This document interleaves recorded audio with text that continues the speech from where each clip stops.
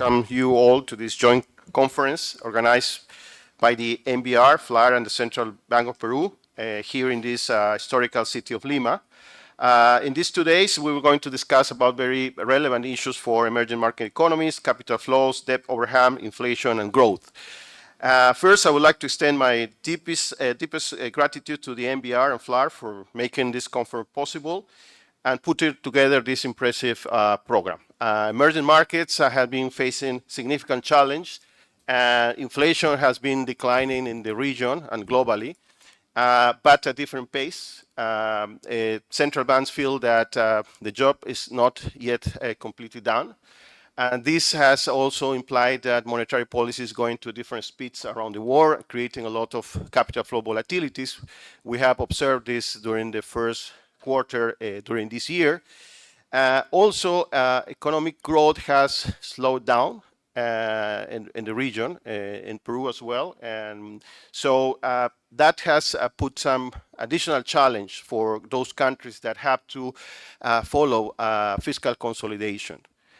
So the topics we're going to discuss today, capital flows, growth, inflation, are very relevant for central banks and for emerging market economies. So I'm sure we're going to learn a lot during these two days. I really would like to thank you for being here, for sharing with us your research, your insights. I'm looking forward to the discussion. I hope you enjoy the city and the hospitality of the Central Bank of Peru. Welcome to Lima.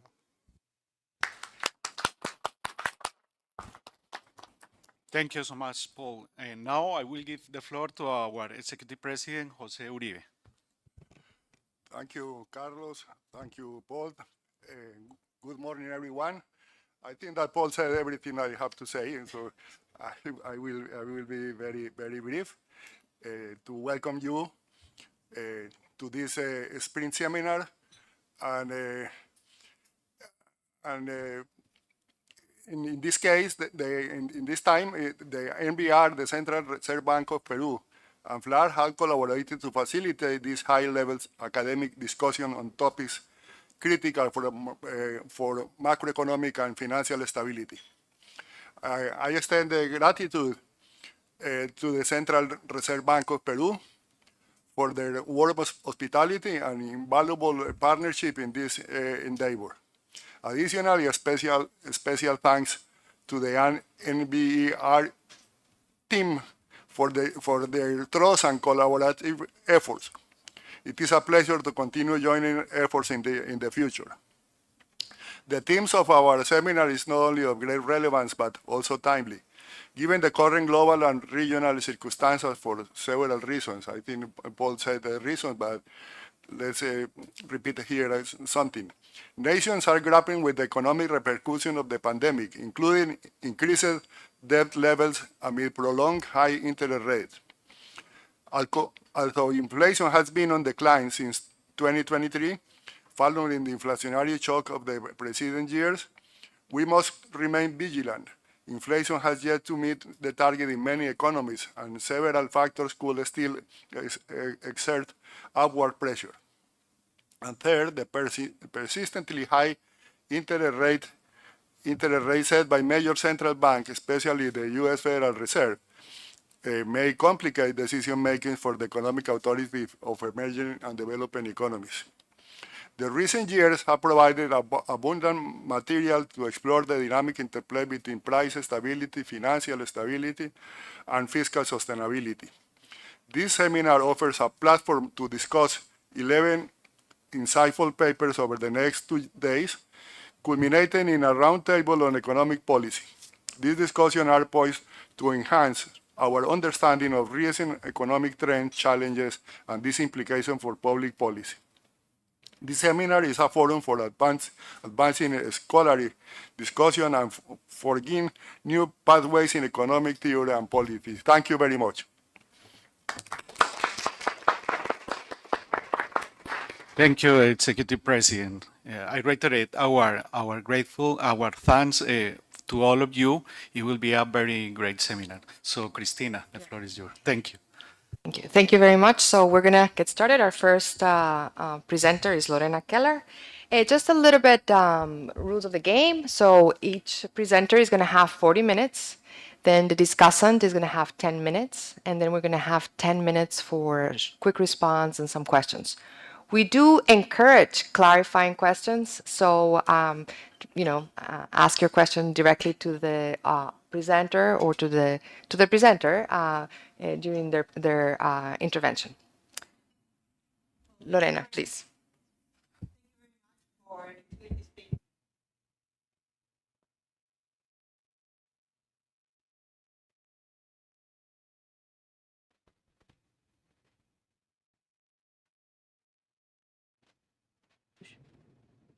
Now? Yes. Okay. Well, thank you so much for including the paper in the program. I'm delighted to be here and presenting this work. So the paper that I'm going to be presenting has to do with arbitraging covered interest rate parity and bank lending. So just to give you a little bit of a sense of what this paper is about, is that recently, particularly, well, after the financial crisis, there have been, in many developed countries, it has been seen that there's an arbitrage opportunity in the exchange rate markets, that is the covered interest rate parity is not holding. And since then, there have been many studies trying to understand why doesn't it hold and what does that imply for other asset prices. In this paper, I take a little bit of a different perspective. And what I try to do is to see whether there could be a potential channel through which these arbitrage opportunities not only affect, different prices and maybe understanding why they exist, which I think is pretty valuable. But in this paper, I try to see whether there are potential channels through which it can affect the real economy. And a little bit of a preview is that a way in which it can affect the economy is, I'm looking here, by the way, in a partially dollarized economy. And in these economies, what happens is that when there are these arbitrage opportunities, banks might want to arbitrage them. When that happens, they need funding in one particular currency. So the funding in that currency becomes more expensive because banks need this funding. And what they do in their lending market, or what is this reflected in equilibrium, is that then firms and households are going to borrow in the cheapest currency, which is not the one that banks are using. So in that sense, it can affect the allocation of exchange rate risk for firms, depending on which currency they want to borrow. Right? So this is the paper in a nutshell. So let me just give you, now go a little bit deeper into this. So the covered interest rate parity is the fundamental pricing equation, effects equation for forwards and swaps. Basically, what it tells you is that the return of lending in one currency has to be equal to the return of lending in another currency after you hedge any exchange rate risk. But however, like starting in developed countries, starting with this very good paper from Du, Tepper, and Verdehan, it has been documented that there are these large CIP deviations that occur in developed countries even after the financial crisis. So they are not really an aspect of just a crisis period. And here in this paper, even though this paper is looking, and more of the literature has developed in terms of the developed countries, in this country I show that these CIP deviations or covered interest rate parity deviations exist also in emerging markets. They existed even before the crisis. So here we have, I am plotting these deviations, which are just arbitrage opportunities for various countries in Latin America, which is Peru, and then I have some average on Chile and Mexico and Brazil. So, here, just wanted to show you that they exist. They could be potentially large. And now I want to explore how can these covered interest rate parity deviations affect bank lending in a partially dollarized economy.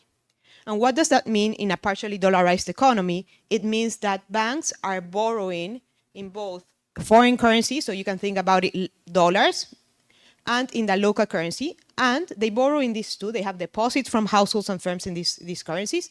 And then they lend also in these two currencies, in the foreign one and in the local one.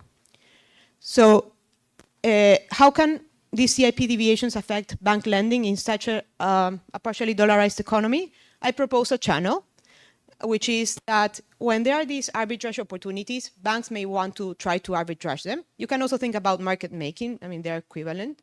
They have the same result. But they are trying to arbitrage. And when they do so, they are going to try to borrow in one particular currency. Imagine that currency is scarce at the time that banks need to fund that currency, right? If there was no constraint, just fund any amount they want and nothing should be affected.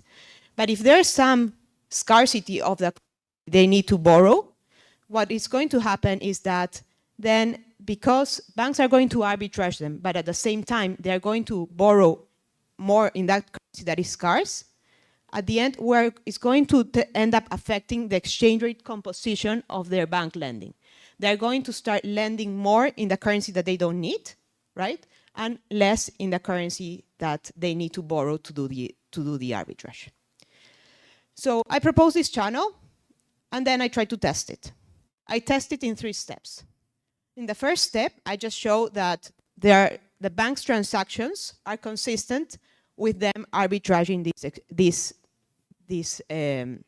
deviations, right? So the deviations require banks to do many set of transactions at the same time, and I show that they do. It's just a correlation, but I show that this happens at the same time. In the second step, I show that the currency required to do the arbitrage is actually particularly scarce at the time they need to do this. So given these two, and these are just correlations, there are nothing on the causality here, but given these two, what I try to do is I try to exploit heterogeneity at the bank level in terms of how much each bank can arbitrage or how much they arbitrage to show that the banks that arbitrage more, they end up lending, so they need to borrow in one particular currency, so they end up lending less in that currency and they substitute it for the one that they don't need, right? And in order to try to have a little bit more on the causality part, what I do is I exploit that banks are heterogeneous in terms of how much they arbitrage, and they're going to change their lending to control for any credit demand. They're going to change. I'm going to see how two banks that arbitrage differently, how they change their lending to the same firm on the same month based on their arbitrage. And I show that this is consistent. And I find that banks that allocate, for example, 1 percentage point more of their assets to do the arbitrage, they end up substituting around 20% of the scarce lending, a scarce currency for the one that is not scarce. Right, so this is just an overview. So just let me go just do a review of corporate interest parity, and then we can then use those results to dig deeper into each one of these. So the corporate interest rate parity, as I was saying before, is just a fundamental pricing equation for forwards and exchange rate swaps. And what it means is that an investor, and in here, by the way, I am going to be talking, I have data on Peru, so this the whole setting is going to be in Peru. So right now I'm just thinking about a bank in Peru who has to be, for example, indifferent between two different strategies, right? So the first one is just to lending. Oh, sorry.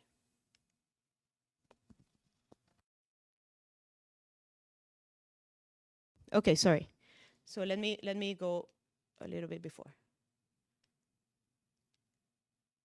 All right, so the bank has to be indifferent between two strategies. The first one is, imagine they have one sol like the notation is why I just put it here. So imagine the bank has one sol. It should be indifferent between lending this one sol, and imagine at a rate of y. In t+1, it should have 1 plus this rate, right? It should be indifferent between this strategy and another strategy, which is to lend, instead of lending in soles, lending in dollars and hedging the exchange rate risk. So what does that mean? If the bank starts with one sol today, what it's going to do is going to use that sol to buy dollars. So it's going to get 1 over ST. ST is the exchange rate in soles per dollar. So it's going to get 1 over ST dollars here, right, today. And what it does, it has to lend it. It lends it at a rate of Y USD. And tomorrow we'll have 1 over ST, the amount that it in dollars, times 1 plus the rate.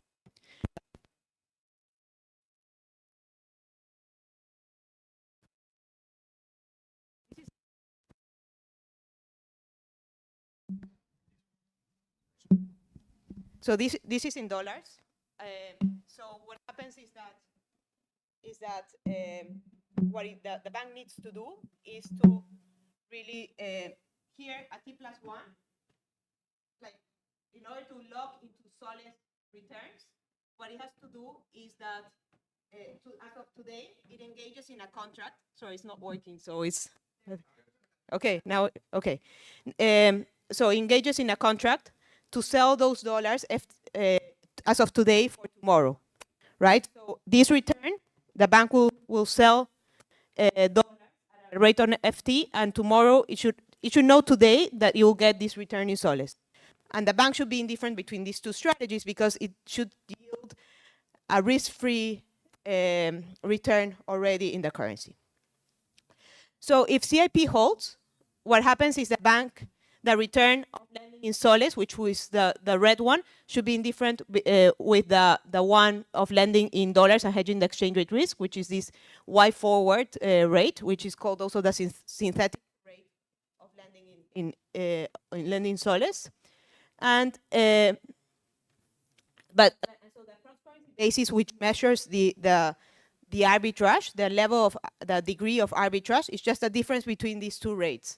Right, so, and I'm here denoting it as the synthetic soles rate minus the soles cash rate, right? And I'm going to be measuring these deviations, this cross-currency basis, and I'm going to be looking whether the transactions that banks need to do are consistent with this in the first step. Yes? Clarifying question. So I guess the covered interest rate parity generally has been stated in sovereign bonds returns.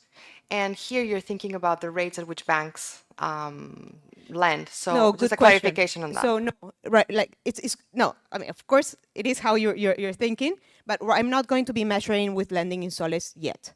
I'm just going to be looking at what they do in the trading desk, which has to do with money market, exactly how banks do it, which has to do with money market rates, right? So, and then I'm going to be seeing how does that shift, maybe probably because it changes in the base, even in the money market, and then that could translate to credit rates, but I don't have interest rate on credit rates. That is. But right now, when I'm going to be looking at trading, it's going to be with sovereign debt. Right, so if banks are going to be arbitraging, so just to see if this is consistent with banks doing the arbitrage, we should see that banks, as the cross-currency basis increases, then it is more profitable for a bank to lend soles synthetically and borrow soles cash. So what they will do is that they will borrow this one sol, and they will just do the synthetic dollar rate, which involves buying dollar spot, investing this at a dollar rate, which I'm going to be using also the money market rates, not the credit yet.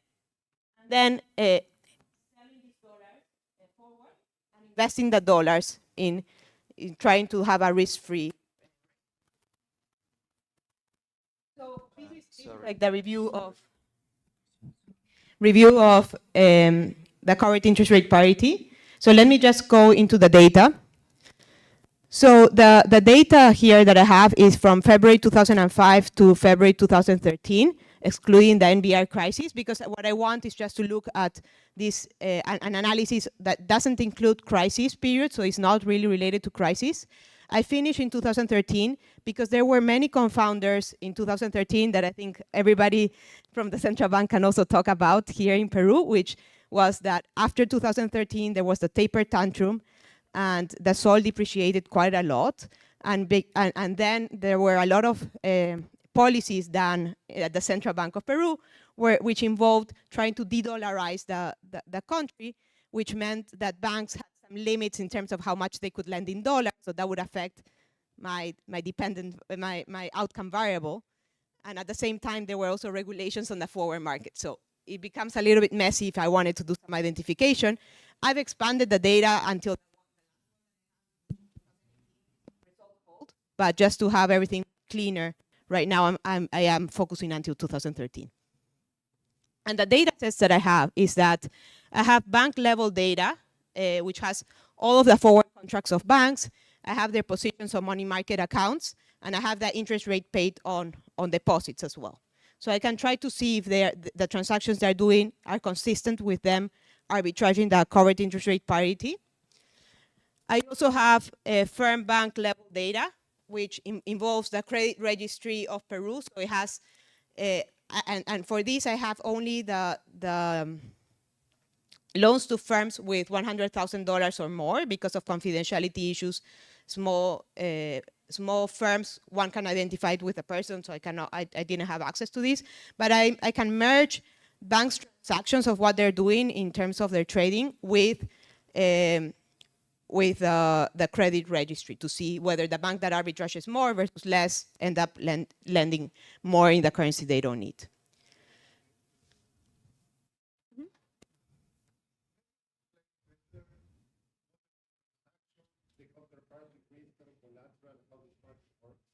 Yeah, so let me go. The transactions that I'm going to be using are the ones that are related to the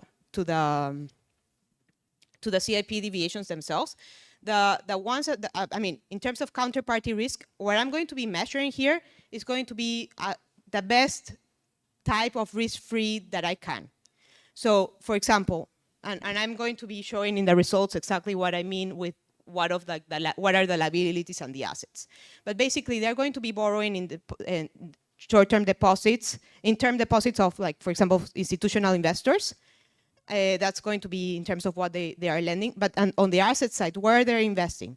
So in terms of the Soles assets, I am looking at, for example, the central bank Soles certificates of deposit, which are in Peru is the most risk-free that you can have for a bank. In dollars, what was very common was deposits at the Central Bank of Peru in dollars. So that was like the counterparty risk is the Central Bank of Peru, which is the most risk-free that we can have in Peru, right? So this is what I'm going to be looking in terms of how much each bank arbitrages. I'm trying to mimic the best I can in terms of this aspect. And the CIP deviations are not really driven by counterparty risk. As you can see from the charts before, they were positive and negative, so it doesn't really have to do with that. In most of my period, it was negative, which actually meant that investors who don't have access, foreign investors who don't really have access to the Peruvian market were willing to have even a lower return on their soles investments than the cash rate. So it was not even counterparty risk. In most of this time, which is where CIP deviations are negative, I mean, there were some positives as well. Most of this was it's a period in Peru which was, they were fighting to invest in Peru, and there was a lot of carry trade in Peru as well. All right, so the first step has to do with how the transactions are done, right? So imagine the cross-currency basis, which recall that it was the solid synthetic rate minus the dollars. If this increases, what we saw from the review is that the banks will want to borrow in soles and lend in dollars. And here I have the borrowing, the currency exchange with spot and forward position on their lending side. And what we see is that as the cross-currency basis increases, what happens is that banks are going to be borrowing more in soles. I have split so these are just correlations, right? So what I'm going to be doing is, like, in the dependent variable, it's just going to be either borrowing like any of these currency exchanges or lending. And I'm going to look at the correlation with the cross-currency basis, and I'm going to be separating on when the cross-currency basis is positive or negative, just because we might think that it might be stronger when it's positive, because that requires banks to borrow in soles, do the transactions exactly as I mentioned. The other one implies the opposite, but still, as it increases, we should see similar results. And what we see is that the correlations have the expected signs. So they borrow more in soles, they borrow less in dollars. So it's not something that, oh, they all need cash or something. They borrow more in soles, less in dollars, as we expect here.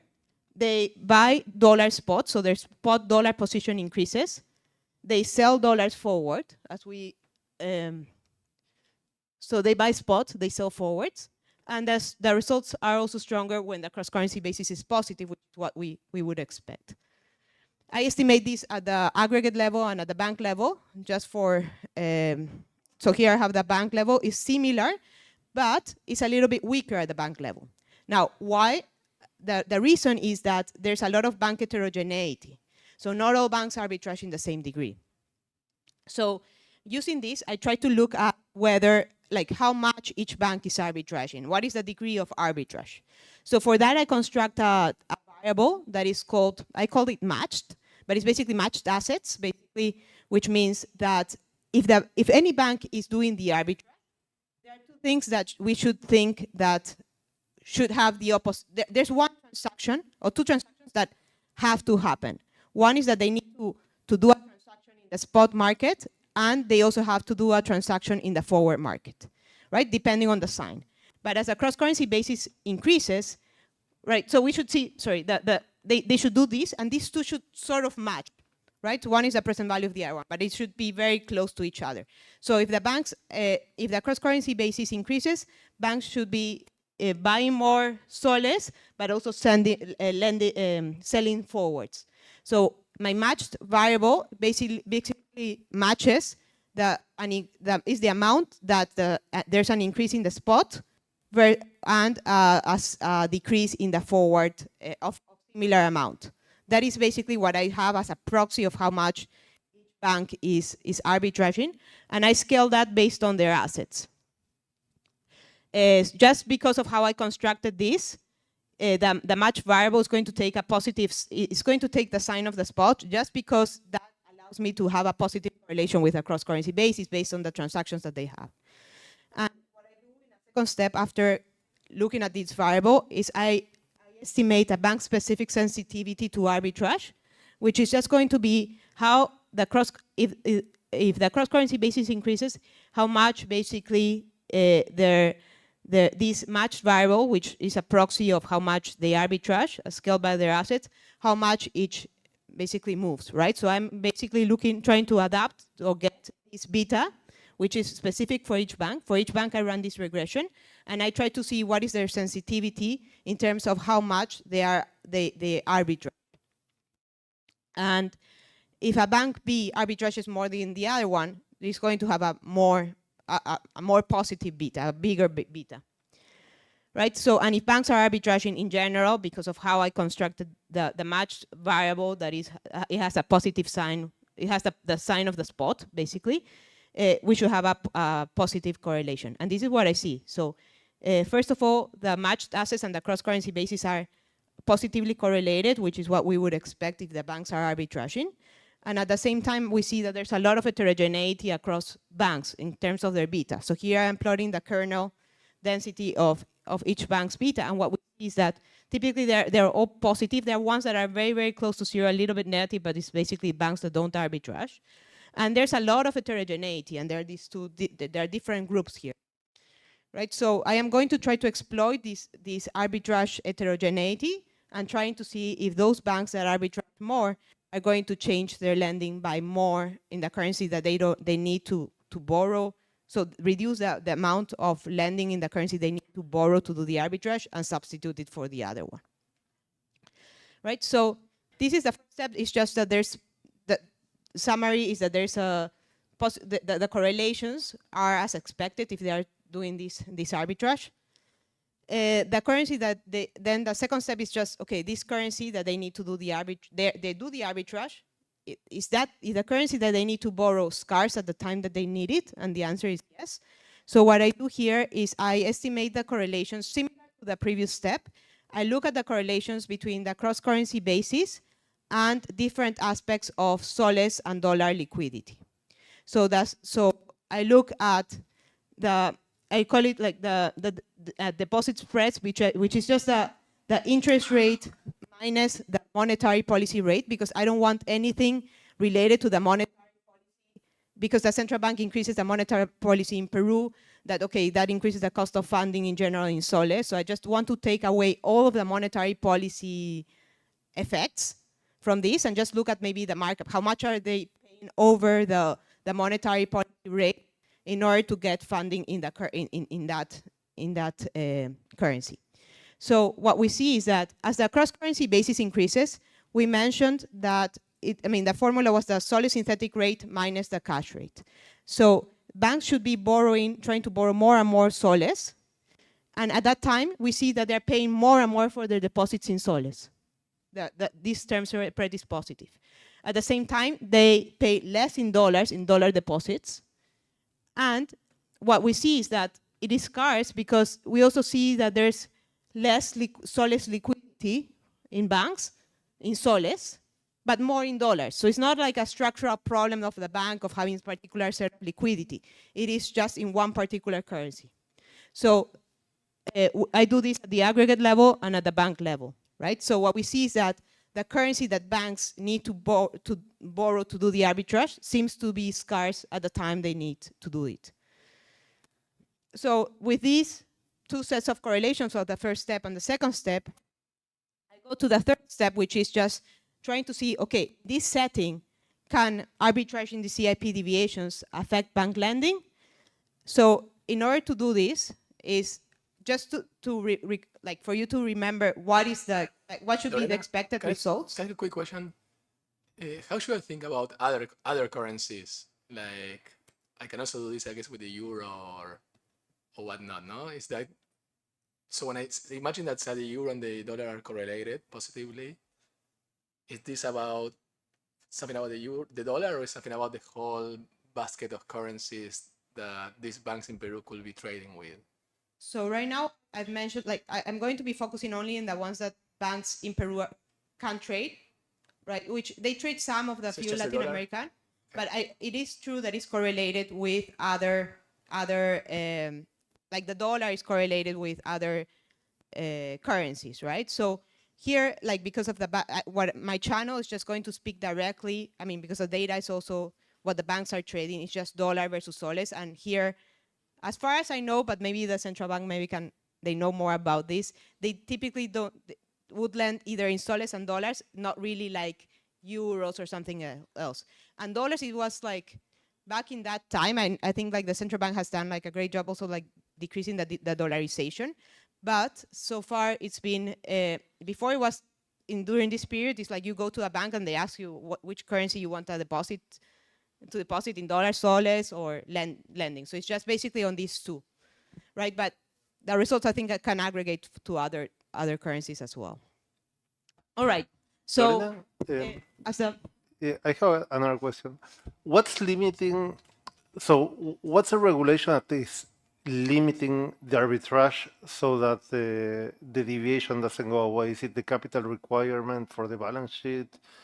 Is it restrictions on international flows? Do you have an idea of that? So yeah, I tried to analyze a little bit on this. A lot has to do, it seems to be that a lot has to do with not as much on the regulation side. For example, during here is not Basel III, or it was not even implemented, and even so, I think right now they're implementing it now.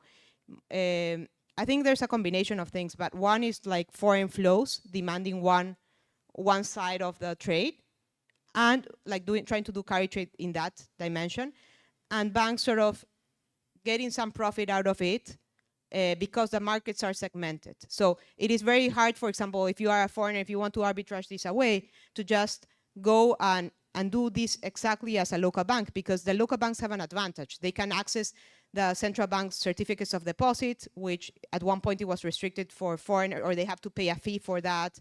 And then there are different market segmentations that really, I think the few banks that trade, and there's an interbank spot market. It's not everybody gets access to that spot market. It's just interbank.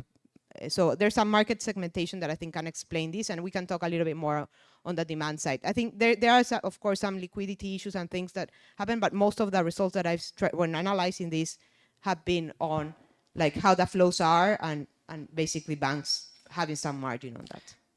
Another. And your betas must be related to how active these banks are in the money market, their balance sheet, their spread over the central bank rate? So the betas are, the beta is just also over assets. So it's not really just a matter of size. It doesn't have to do also if it's foreign or not. The ones with larger betas could be even local banks and foreign. They are not necessarily the biggest ones. When I tried to understand what was going on, what I saw is that the banks that have counterparties that typically take the opposite, so more of the variety of different types of counterparties, the ones that, you know, in the forward market, you have that they have companies that buy and sell dollars forward. They are the ones with larger betas. What I can conclude from that, but this analysis is like very correlation is with few banks, so it has some caveat there. But from what I could maybe point to in that direction is that whenever banks are doing the arbitrage, they take one side. And if they want to, at some point, they want to offload that part of the trade, it is very easy for them to do it maybe without that much price impact if they have typically customers to whom they can offload that. And those banks I see that they are the ones that engage more in the arbitrage. Right? So going back to the results, so what should we expect? We should expect that as the cross-currency basis increases, the banks need Soles funding to do the arbitrage. So what we should expect is that as the cross-currency basis increases, we should see Soles lending decrease and dollar lending increase, right? So banks substituting one for the other one, and vice versa when the cross-currency basis decreases. But trying to understand this is challenging because it has, the cross-currency bases themselves are endogenous. So the CIP deviations are affected by macroeconomic shocks that affect banks' decisions to lend. It affects firms' investment opportunities. And at the same time, you can also think that banks themselves, like their hedging or their strategies on what they do on the forward market, end up affecting the cross-currency basis or sort of a reverse causality, right? So because the banks may just want to lend in one particular currency and then they decide to hedge in one way, the demand in the forward for that hedge affects the CIP deviations and so on. So there are many confounders here. So what I try to do to mitigate any concerns on these directions is the following. First of all, the fact that banks' decision affects banks' decisions to lend. Okay, I'm going to be comparing, like that is affecting, all of these macroeconomic shocks are affecting banks. The first step that I do is I exploit this heterogeneity across banks for the same time. So this assumes, in some way, that all banks are affected in the same way with a shock, which might not be the case. So then I do some robustness checks with only the very, very similar banks, and I do many more checks on that. But one part is just, I'll be comparing how one bank arbitrages, like changes their lending relative to another bank at the same time. So them supposedly affected by those shocks. At the same time, firms' investment opportunities, I mean, these CIP deviations maybe are related to changes in firms' investment opportunities. So what I do is a within firm month analysis. So I look at how the banks that arbitrage more, how do they change their lending to exactly the same firm on the same month relative to one that arbitrages less. And how do I tackle the fact that banks' trading and lending decisions could itself affect the dollar-sol CIP deviations, is that I'm going to be instrumenting the CIP deviations of Peru with CIP deviations of other countries, which I'm going to be taking the average of Mexico and Chile, right? And I see that banks, I mean, the local banks in Peru, the idea is that local banks in Peru don't really arbitrage, don't really trade other currencies like the Chilean peso or Mexican peso. And so just what I'm going to be focusing on, and let me just go, the second stage, which is the Boolean regression, is like the first stage is just the instrumenting the cross-currency basis of Peru with that of Chile and Mexico. The second stage of the regression, I do a two-step least square, as you can see. In the second step is exactly what I mentioned, that is, I'm going to be looking at how much a bank lends to a firm F on a particular time t. The coefficient of arbitrage is this alpha 1, which is the interaction of the cross-currency basis in Peru in the previous step, times the arbitrage intensity. This is each bank's beta. All of this is instrumented with the cross-currency basis of Chile and Mexico. And I'm going to be using bank firm fixed effects to control for any relationship between a bank and a firm. I'm going to be also using firm month fixed effects. So, sorry, firm and a month fixed effects to control for any credit demand. I also have some controls at the bank level, but then I also do the analysis on very similar banks as well, just to avoid any confounders. And what I find is that as the cross-currency basis increases by 1 percentage point, what we see is that the banks lend less in soles, which is what we would expect, lend more in dollars.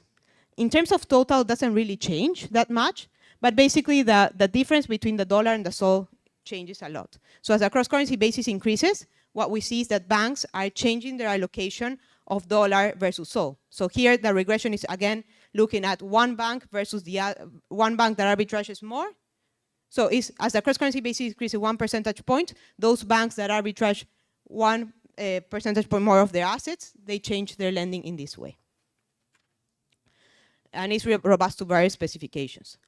So there's some potential confounder in terms of, one can think about, okay, I thought here's a little bit different, but yeah. Okay. All right, so in emerging markets, there's a positive correlation between the exchange rate and the cross-currency basis. And this is seen in here. So here I'm plotting the change, the 1 year, or it was a 6 month, I think. Well, no, it's the 1 year change of the sol dollar, which is when it increases, it depreciates, and decreases, it appreciates. And I'm also putting the cross-currency basis. So one potential confounder is that correlation between the cross-currency basis and the spot. And the confounding is the following, is that as the sol depreciates, if the sol loses value, what do households do? Households will want to switch their savings to dollars, right? So they want to switch to dollars, so banks are going to, so one natural aspect that can happen, just because households want to save more in dollars, is that their lending in soles will decrease, right? So and the CIP channel, which is the one that I've shown you, we can also say that the banks, when the cross-currency basis increases, banks borrow more soles to arbitrage, and banks decrease their lending in soles. So it's both have the same, yield the same result.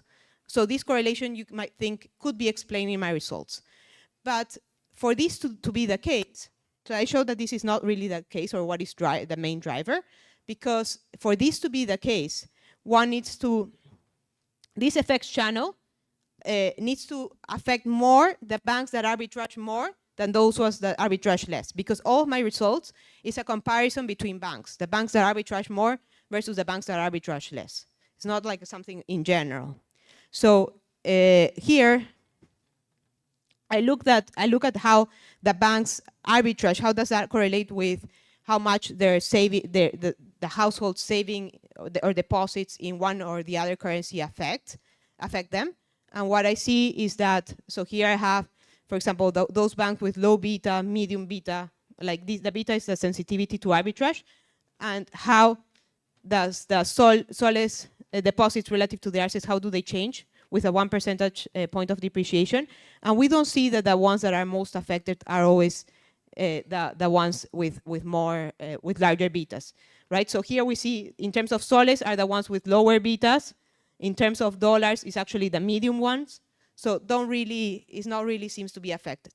I also run an error regression where I'm just going to be adding the log of exchange rate times the beta.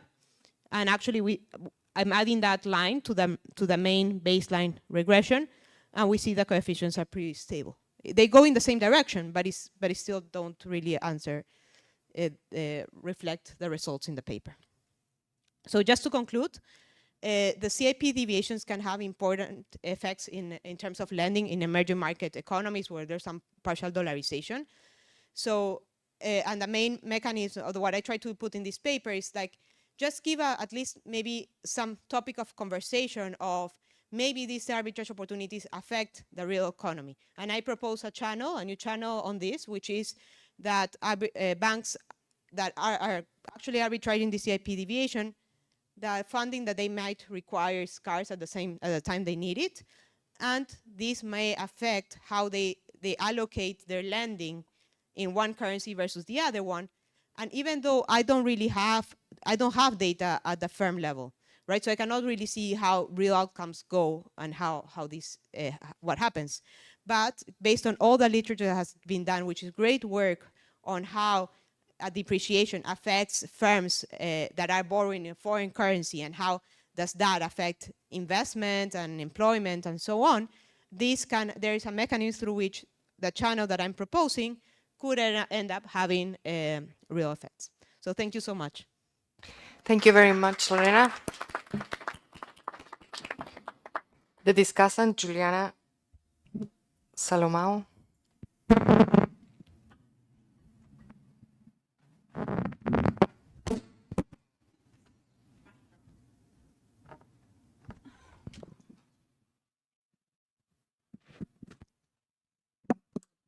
So thank you so much for the invitation. It's been a pleasure to be here in Peru. And I'm looking forward for the next 2 days of great papers. So what is this paper talking about? So the paper is going to propose a new channel through which deviations of the CIP are going to affect bank lending. The channel is going to be that when banks are trying to arbitrage these deviations, they're going to need some currency to do it, and it's going to affect the way that they lend in terms of currency composition. So the paper is going to provide the suggestive evidence of this channel in Peru by showing that banks exchange and money market transactions suggest that they arbitrage CIP. Bank funding in the currency required to arbitrage becomes more scarce as these deviations increase. And then banks with higher sensitivity is going to shift their currency composition of lending in line with what would look like these banks are arbitraging. So let me give you a detail of how the paper measures the CIP deviation. This is going to be from the paper's equation 3. They're going to measure CIP deviations as X, which is going to be the interest rate of dollar annualized, and then the forward over the spot minus the cash interest rate in solids. The way the paper measures it is going to be using interbank rates as benchmark. I think these interbank rates are overnight or very short term. It's going to be a daily rate that I think, the paper doesn't give a lot of details on how exactly they calculate it, but my guess, talking to people that know this data, is that they use overnight rates. It's going to be daily rates that are going to be average over month, and then it's going to be per annum, so then they're going to adjust this by 1 month forwards. This is kind of a little weird already because these are going to be annualized rates adjusted by 1 month forward, so there's already some maturity mismatch there. But the suggestion that the paper does is that this is what traders use to arbitrage. It's fine with me. If traders do it this way, maybe it measures something. I'm not sure what. But then the channel it's going to measure is going to be that if CIP is negative and declines, banks want to borrow in dollars and lend and invest in soles. If dollar financing is scarce, banks are going to divert funds away from lending, and that's going to impact the composition of banks lending away from dollars. So as CIP, which is mostly negative during the period analyzed, declines, banks are going to need dollars to do the arbitrage, so they're going to lend less in dollars. It's kind of nice because if this is true, CIP of banks arbitraging it, it's going to end up generating some adjustment that it smooths away the fact that firms are trying to arbitrage. One thing we can ask is that, as though the paper shows that it impacts lending, does it impact lending rates? If it does, how should it impact? And it's nice because it's adjusted by smoothing it. So let me show you. If CIP is negative, so everything is going to be for negative CIP. In blue, you're going to see for a positive CIP, it goes the same way. If CIP is negative and it declines, banks need dollars to finance, to do their strategy. If dollars are scarce, lending rates in dollars would decline. This would imply that dollar lending rates should go up, right? So it kind of automatically stabilizes the lending rates in a nice way. This would lead to a loan level CIP to go up and become less negative. So banks' arbitraging channel proposed by the paper should generate a negative correlation between the bank CIP, measured by interbank rates, and the loan CIP. So although it says that there's no data on loan, actually the Bank of Peru has really nice data on aggregate levels of loan for some of the period analyzed, specifically for post-2010. So what I do is that I go in, I get data from Bank of Peru's data, aggregate data on US dollar and soles lending rates. I'm going to do US dollar minus soles, and the same thing for intrabank. This is going to be overnight. I'm going to do monthly averages, and everything is annualized. So here I don't adjust by the forward rate. If this is a daily rate, the forward interbank should not be adjusted, but sure. So if you want to adjust it by the forward premium, you can just adjust both rates. But what we see here is that interbank rate moves a lot. This is going to be the red dashed line, while the loan differential is quite stable, right? The other thing is that although the channel would predict that we should see a negative relationship between these two, the relationship is positive and quite strong. And this is exactly the period post-global financial crisis, 2010 to 2013. So the correlation between the two rates is positive, 0.72, and it's not going to be driven by selection. So for some of this period, I do have loan level rates that in my work with Vittorio Vacina and Brian Gutierrez, and we see a similar correlation. It's going to be in appendix of our paper. So what we see is that the following. It doesn't look like there's evidence of the banks arbitraging in rates. It mostly that these interbank rates are benchmark rates, and that's what explains this positive correlation. Does this mean that banks are not arbitraging? No, it does not. They could still be arbitraging.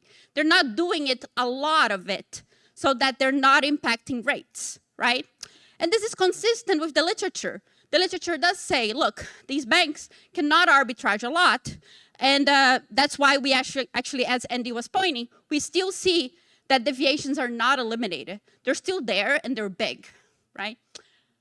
So how big can the impact be on loan composition? So this is exactly what Lorena does in her last step 3 of the analysis, where she does the IV.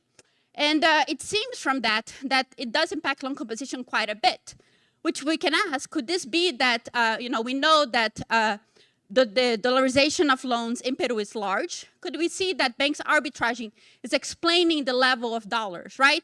As the CIP goes down, banks want to change their dollar composition. So let's see. So this is what the paper says. Banks that allocate 1% more of their assets to arbitraging, 1% percentage point increase in the cross-country basis, will increase their lending in dollars by 11 to 44 percentage points relative to the soles. By reading this is going to be doing within banks, it looks like this is really large, right? Can this explain double-digit dollarization that we observe in Peru? Why? Well, because this is going to be figure 2 of the paper. In red, you see here, this is going to be the CIP deviation that you document in interbank rates. This is going to be between 0 and 2%, negative 2%. So these are big deviations. And we see here that, for example, in 2010, this deviation is varying a lot. It's going to be varying between 0 and minus 2%. What happens to dollarization in Peru? Again, Bank of Peru has amazing data. I went in and I calculated the dollarization level for the exact same period. This is going to be the share in the graph over there in blue. And we see that, dollarization was really high in 2005, 75%. And then it dropped. In 2010, it's between 50 and 55%.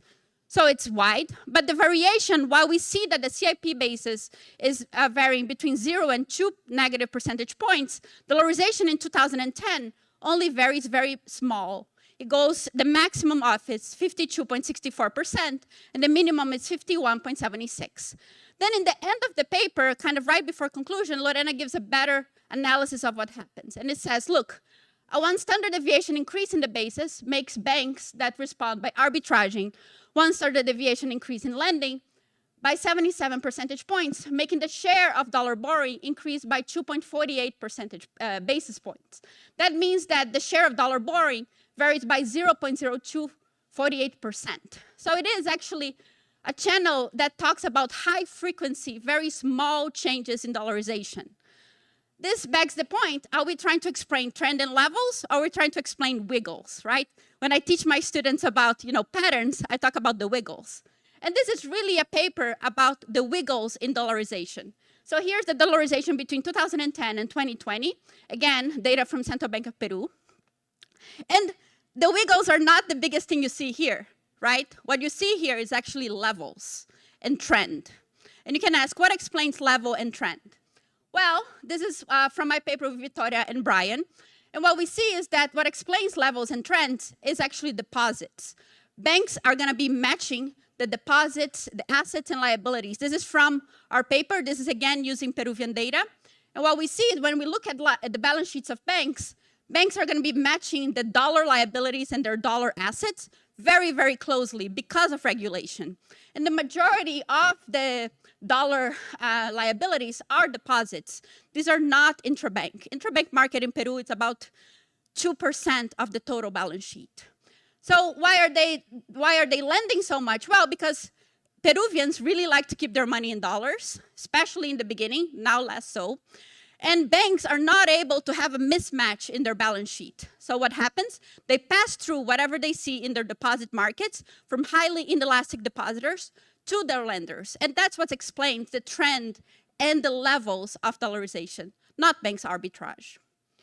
So overall, I think this is an interesting paper for explaining marginal changes in dollarization.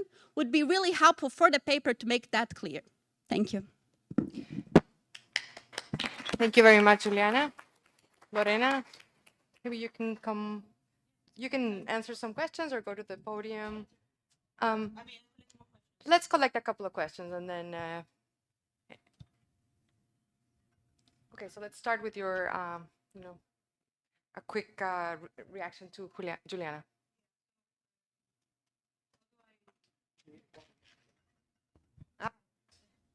All right, so thank you, Juliana, for your comments. So in terms of, first comment was on measurement, on whether interbank rates, using interbank rates. I've also used many other robustness checks with deposits and so on. It holds, and the basic capture was that banks are trying to do the trading. Now, in terms of rates, I mean, I think it's important, like as I was showing in the paper, this is mostly, the data that I have for is larger firms, which are the ones that are changing their dollars and soles for that. So, and a large part of the Peruvian firms only borrow in soles, particularly those ones that borrow basically from very, very small banks, cajas, and so on. So I think like to understand the rates, one has to do, I mean, in order to understand what's going on, one has to look at one has to do basically an analysis of a risk-adjusted. We will be needing actually to have loan-level data to have risk-adjusted rates for each one of the firms, and that this is not really affected by risk. And okay, so and then in terms of the levels or changes, I mean, my whole analysis, I mean, is going to be extracting any effect from trends or any shock at the macro level that could be affecting these trends. Because what I do is I do an analysis of one bank versus the other one. So I just want to remove any, because if we look at levels and what could be driving the levels, then there are tons of confounders. So what I try to do is eliminate those confounders by looking at the relative change of one bank versus the other one, right? So the whole paper is not to answer any trend, because trends actually are quite hard to, I mean, can be so many different aspects that of macro shocks that can say something. So in order to have some document on proper causality, this is what I'm focusing on, and this is what my results are speaking to, right? So yeah, I think so. That's in terms of levels, and which was the main point. Thank you. So let's open for questions. Let me start here. So I guess I found it fascinating, all your results. A question, and maybe this is related also to Juliana's points, is it would be interesting to think about sort of the aggregation of it, right? Because if you think about macro effects of these type of CIP deviations through the channels that you are considering, what are your thoughts on how could one sort of think about this aggregation? I mean, I think that's a very good question. So in terms of aggregation, I think, I don't know if one can look maybe even at I have to think more on the aggregation side. But I think like one can think about if one tries to do this on the aggregate level. I think in terms of models that could help, right? So in order like to put this channel, I guess, in a model and try to see whether in different, how does that behave even in different environments that which might change, and the different importance at different points in time, which could also be at one point in time. I mean, for example, after 2013, and I think that's there was huge depreciation. I think that maybe the FX channel that I was showing later that predominates, because after 2013, 2016, and so the depreciation was so large that everybody wanted to have their deposits in dollars. So I think like when aggregating, we should see at different macro regimes and when this becomes more or less important. I mean, one just additional thought is, so in structural models of financial frictions, for example, where, you know, you're providing a particular elasticity in terms of, you know, key parameters that would drive those mechanisms. And so, you know, perhaps your empirical estimates could be used to inform those elasticities in structural models and then use the model to aggregate. No, that's great. Yeah, thank you. That's a one. Yeah. Any other question? Yes, Pablo. Very interesting.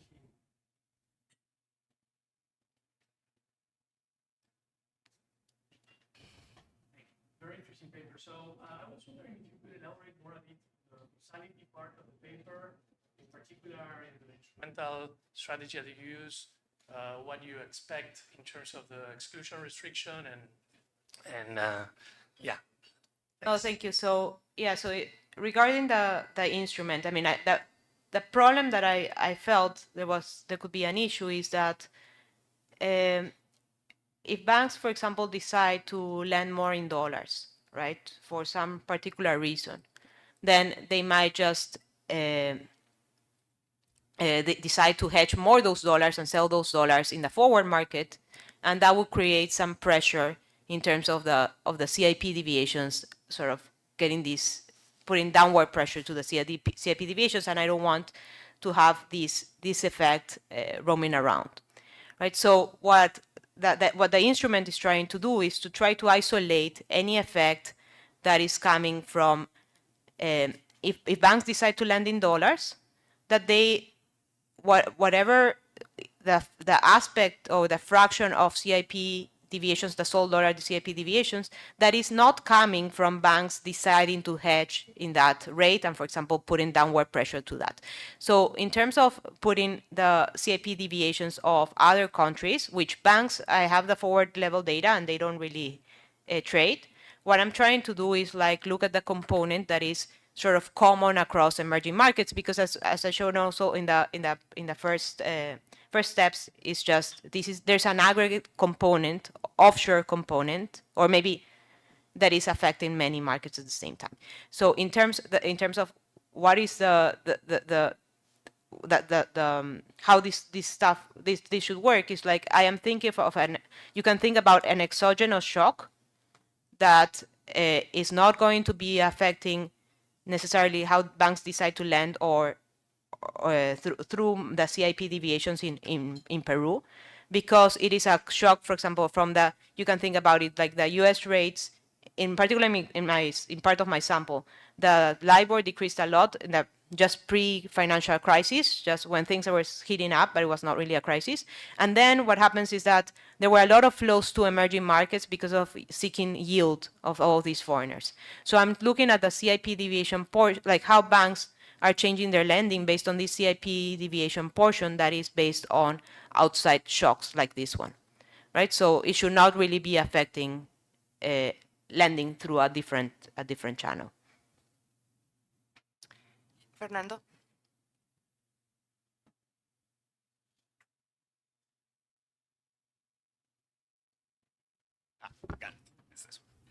Hi, Lorena. Thank you very much for a very interesting paper. I want to make a question about something that also Juliana brought up about the maturity, and I was wondering if you could use it to your advantage, actually. If you could have any information about the maturity of the loans that these firms are making to the firms in dollars, we could expect that your results are stronger from when these loans are shorter term, closer substitutes to the CDs, where when they become weaker when they are making very long-term loans, which you could imagine that could be driven by something else. Yes, thank you so much. I would love to have that. What I have in terms of the credit registry. So now the banks are the bank regulator is starting to collect more data on rates and on the terms, but this didn't used to be the case, and the credit registry only shows the balances that a firm has in dollars and in soles by different types of loans that each bank does to each firm. So I would have loved to have the terms here, but I don't. So right now I'm just looking at the aggregate. But yes, one can think about it in those terms as well, and I would expect that as well. But maybe like for future work. The problem like with future dates, it's just that there's so many confounders after 2014 with all of these, like the taper tantrum and then the regulations that came in the de-dollarization regulations. Then the central bank also, like there were some reserve requirements set on forwards as well. So it's very hard to do this analysis post that, but probably maybe with different country as well. Thank you. Okay, the last question. Yeah, so you have to press the thing here. No, yeah, but it wasn't working. So I have a question. Do you have you have data from the balance sheet on with your match of how much they were trying to arbitrage, right? Do you have an idea relative to the assets of the bank of how big these arbitrage profits are?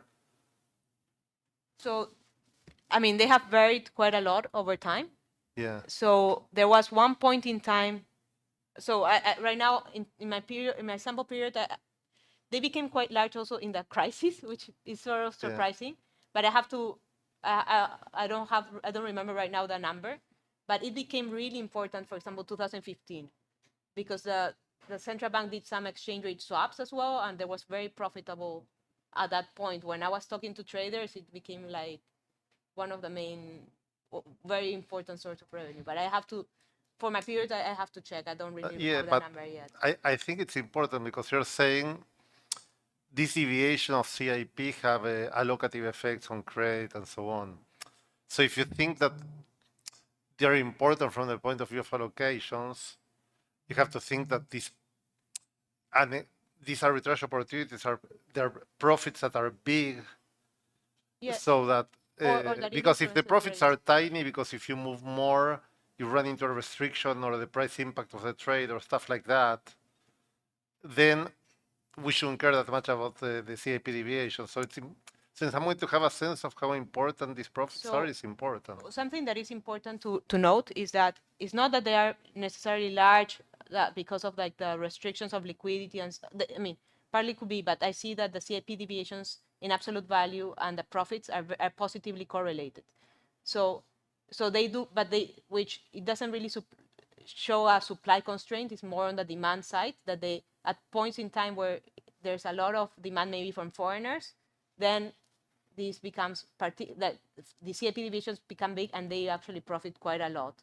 But I have to check that. But something that I wanted to point out is that doesn't just only matter the influence on the profits, but how even changes because of liquidity maybe changes in these profits, how they feed back into rates and equilibrium results, which could be not even related necessarily, very closely related to the profits. Okay.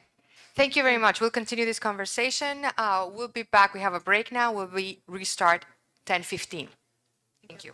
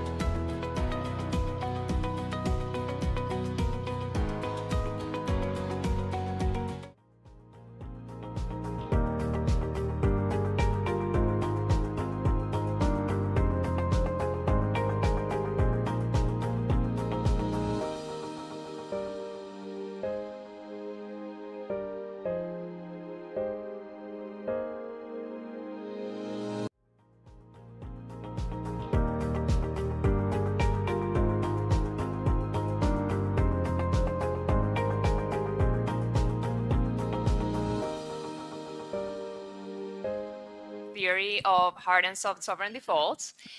Pablo, you have 40 minutes. Thank you so much for coming. So, can you hear me? Yeah, you can. Thank you very much to the organizers for having our paper here. We are really happy. We are working on a revision of this paper, so your feedback is going to be critical.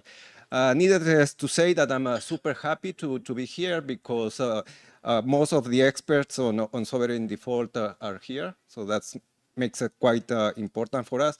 And the second reason why we are very happy to present is because I think in terms of policy impact, this type of models are quite important here in Latin America because we face sovereign defaults quite often. Okay, so let me tell you what is this paper about. So here in this figure, what we have is data coming from a recent paper by Trevesh and Sabel. And essentially what they do, they compute haircuts or how much was lost during a renegotiation of the original debt that lenders gave to some countries in emerging economies. And then what they do, they classify the severity of the default event by the amount that was lost. And they say everything below the median, they are going to call it a soft default. So that's the red line that you see over there is the GDP trend following the default episode that is normalized at 0. The GDP is normalized at period -1. This is yearly data. The blue line is when the haircut is above the median, and that's what they call the hard default. And you can see immediately that the path of these two default events are quite different. The soft default, you see that there is some stagnation around the default event, but eventually the countries in that sample recover. On the other hand, you see the blue line is about 5 years from the default event when the country is going back to trend. Okay? So in this paper, we want to think carefully about the reasons why countries experience these two types of defaults. Okay? So what we are going to do in this paper, we are going to do two things. From the empirical point of view, we are going to give more thought about these hard and soft defaults. And we're going to show you that if you look at the real exchange rates, there is also an important difference in how much the real exchange rate depreciates in a soft versus a hard default. And the difference is about 30 percentage points. Moreover, you're going to see in a moment that the default duration is longer following a hard default than a soft default. Then in the theoretical part, and that's where we spend a lot of time in the paper, we think carefully about what can be potential drivers of these sovereign soft and hard defaults. The model is going to have a theory that allows us to have endogenous haircuts and also endogenous duration of default. Importantly, we tried to push forward these models that Christina has been developing over the past 20 years. We tried to push them to the quantitative terms. So we are going to do a kind of estimation using Argentina data because we want to back up what are the drivers of these soft versus hard defaults. The key ingredient in the model is going to be something that Mark and Gita proposed many years ago. There will be growth shocks in the model. So there will be transitory shocks and growth shocks. And these growth shocks are going to be the key drivers of these hard default episodes. Importantly, we're going to allow for exchange rate fluctuations in the model, and this is going to create an additional channel that will make the sovereign default quite costly in our model. And as a result, you are going to see that this endogeneity of the real exchange rate makes or changes the way we need to introduce this cost of default when we have the theoretical model. Okay. So what is going to happen in this model is that the creditors are offered a large haircut. They are going to accept because they see that there are these growth shocks. And they know that the economy is going to struggle for a long time. So if I reject the offer today, I know that tomorrow the country is going to come again with a big haircut because the economy is still below trend. Okay? What is going to be the channel? Well, there is the bad growth shock. So there is a decline in the trend of GDP in the country.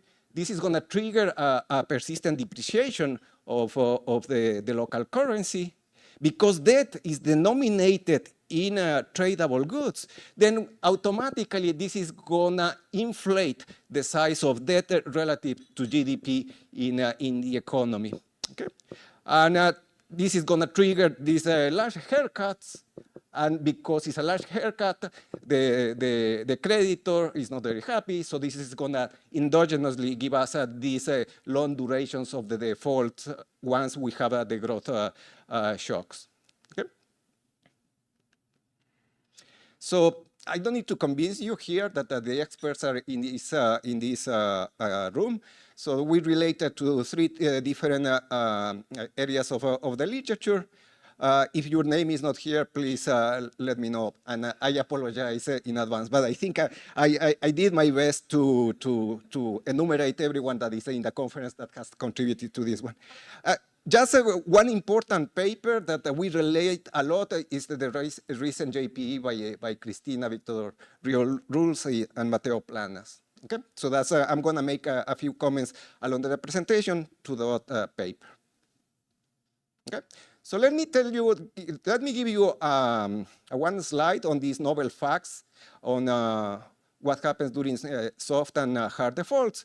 On the left of the screen, you have the real exchange rate. Again, we have this sample of countries coming from Trevesia and Sabel, and then we use the same classification. The red line is the average of these countries that are above, the haircut is above the median. And the blue, the green dotted line is the real exchange rate for those countries where the default is soft. And you can see immediately that the depreciation is quite different. The amount of the depreciation is different between the two countries. And you can see that it's on average about 30 percentage points change. The right figure is also telling you something about the duration of the default episode. You can see that in red, again, is the countries that have a harder default episode. You can see that the fraction of countries that are in default is very high, 2 years. Oops. 2 years after the default event, whereas the soft default, you can see that 2 years after the default event, is only 40% of the countries that are still in default status. Okay? So that's like the empirical contribution of the paper. So let me go to the model, where I want to spend some time to give you the details of what we do. Okay. So this is an Eagle's view of what the ingredients in the model are. Can I ask a clarifying question? Yes. So the soft defaults had, like, what was the haircut, the average haircut between, or how, like, how soft and how hard they are? So the 40%, that's the median. Okay. Everything above that is the hard default. Everything below that is the soft default. What is the average? I don't have it on top of my head. That's fine. Thank you. There are tradables and non-tradable goods in the model. All the action, as I said, is going to come from the tradable goods. So the tradable goods are going to have a stochastic behavior. They will have transitory shocks, but also importantly, growth shocks. So this is going to get us closer to the work by Mark and Gita. So we've been thinking like one way of calling our paper is to say Arellano meets Aguiar and Gopinath. So that's one way you can think of what we are trying to do. Okay? Debt is denominated in tradables. It's going to be a long-term debt. Here, we are going to follow what Chatterjee and Nguyen do to that type of long-term debt. There will be a maturity lambda of bonds that you have to repay every period. And then there is a coupon kappa on the remaining chunk of bonds that you don't repay. three agents. Consumers are going to be pretty boring here. They are going to consume, pay taxes. They don't have access to savings devices. The one that has access to a saving vehicle is the sovereign. Okay, so the sovereign is going to borrow, is going to do transfers or taxes on tradables to the household, and importantly, is going to decide whether to negotiate with the creditors, who are the last agents in the economy. Okay. So here you have the endowments in the economy. So on the left-hand side, you have the tradables. As I said, the tradables are the ones that are going to have all the action.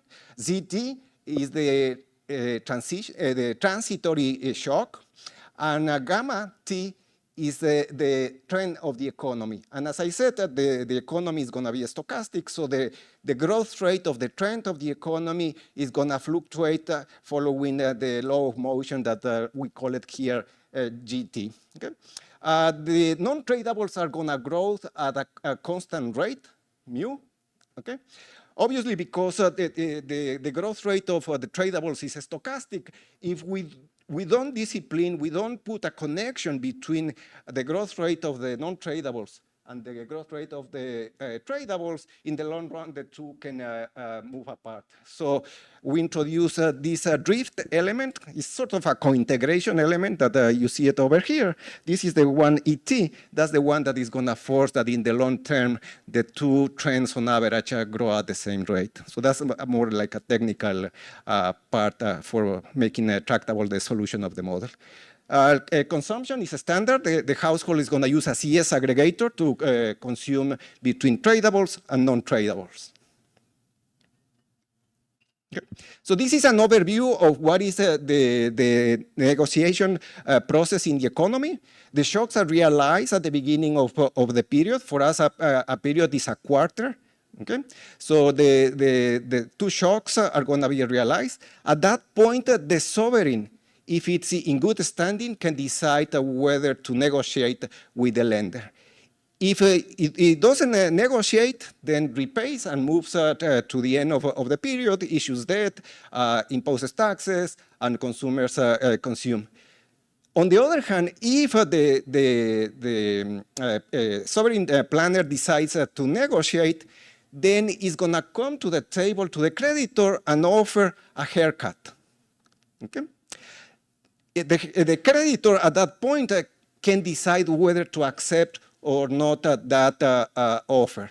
Now here in this step, we're going to introduce in a moment two types of shocks, and I'll give the intuition why we need those shocks. But for now, I think there are these shocks that make unpredictable from the sovereign planner to know whether the offer will be accepted or not. So then, because of these shocks, the planner has to be careful entering into the negotiation phase. So that's increasing the cost of doing default. If the creditors accept the haircut, then they get the part that is paid after the haircut, and then the planner can issue that if he or she wants. Okay, so this is in the model because we have the tradables, non-tradables, and the CES aggregator. At the end of the day, you can collapse the static block of the model to this a budget constraint that you see on the screen. And an important variable that comes in the paper, in the model quite often, Pablo, is a function. Just clarifying, so if you offer a haircut and it's not accepted, you don't classify that as a default, basically. No, that's a default. You're if it gets accepted, it's not a default. If it gets accepted, then you're in good standing. In the data, I guess that's probably. We can talk later, but you can think when you have a haircut, then the haircut is computed once the negotiations are done. Now, how you can think about this renegotiation process? Well, you can think is how aggressive the planner is going to the table. Okay? So this object will come up often, so that's why I put it on the screen. Importantly, what happens in the model is that because debt is denominated in tradables, the real exchange rate that you see it over there affects the value of debt relative to GDP. So now here you can immediately see that a depreciation, which is an increase in the real exchange rate, the way we have it, inflates the size of debt. So what is going to happen in the model is once you declare default, because the debt is going to accumulate, there is an interest rate that accumulates debt. At the end of the renegotiation process, you are going to leave default with higher debt to GDP than before you entered to the default episode. And that's something that is nicely documented in this recent paper by Christina and Victor. Okay. So what is the problem of the sovereign if you decide to default? Well, you are excluded from markets. As I said, debt will accumulate in the model. The rate at which it's going to accumulate is RD. Okay. Now you can see here that if I default, I'm going to lose a fraction of my tradables. That's a chi. Okay, and it's also affected because I'm losing tradables. That's gonna induce a stronger real exchange depreciation, and that's gonna punish the sovereign harder. So now you can see in terms of this default cost that Christina put it very nicely a couple of weeks ago, that we have this love-hate affair. We need them, but they have this complex structure. Here, because this connection with the real exchange rate, you have a very simple default cost. You don't need these quadratic objects that we know from the work by Chatty and Borgiu that is needed to discipline these models to the data. So we think that this is a nice result of the paper that ex ante we didn't expect.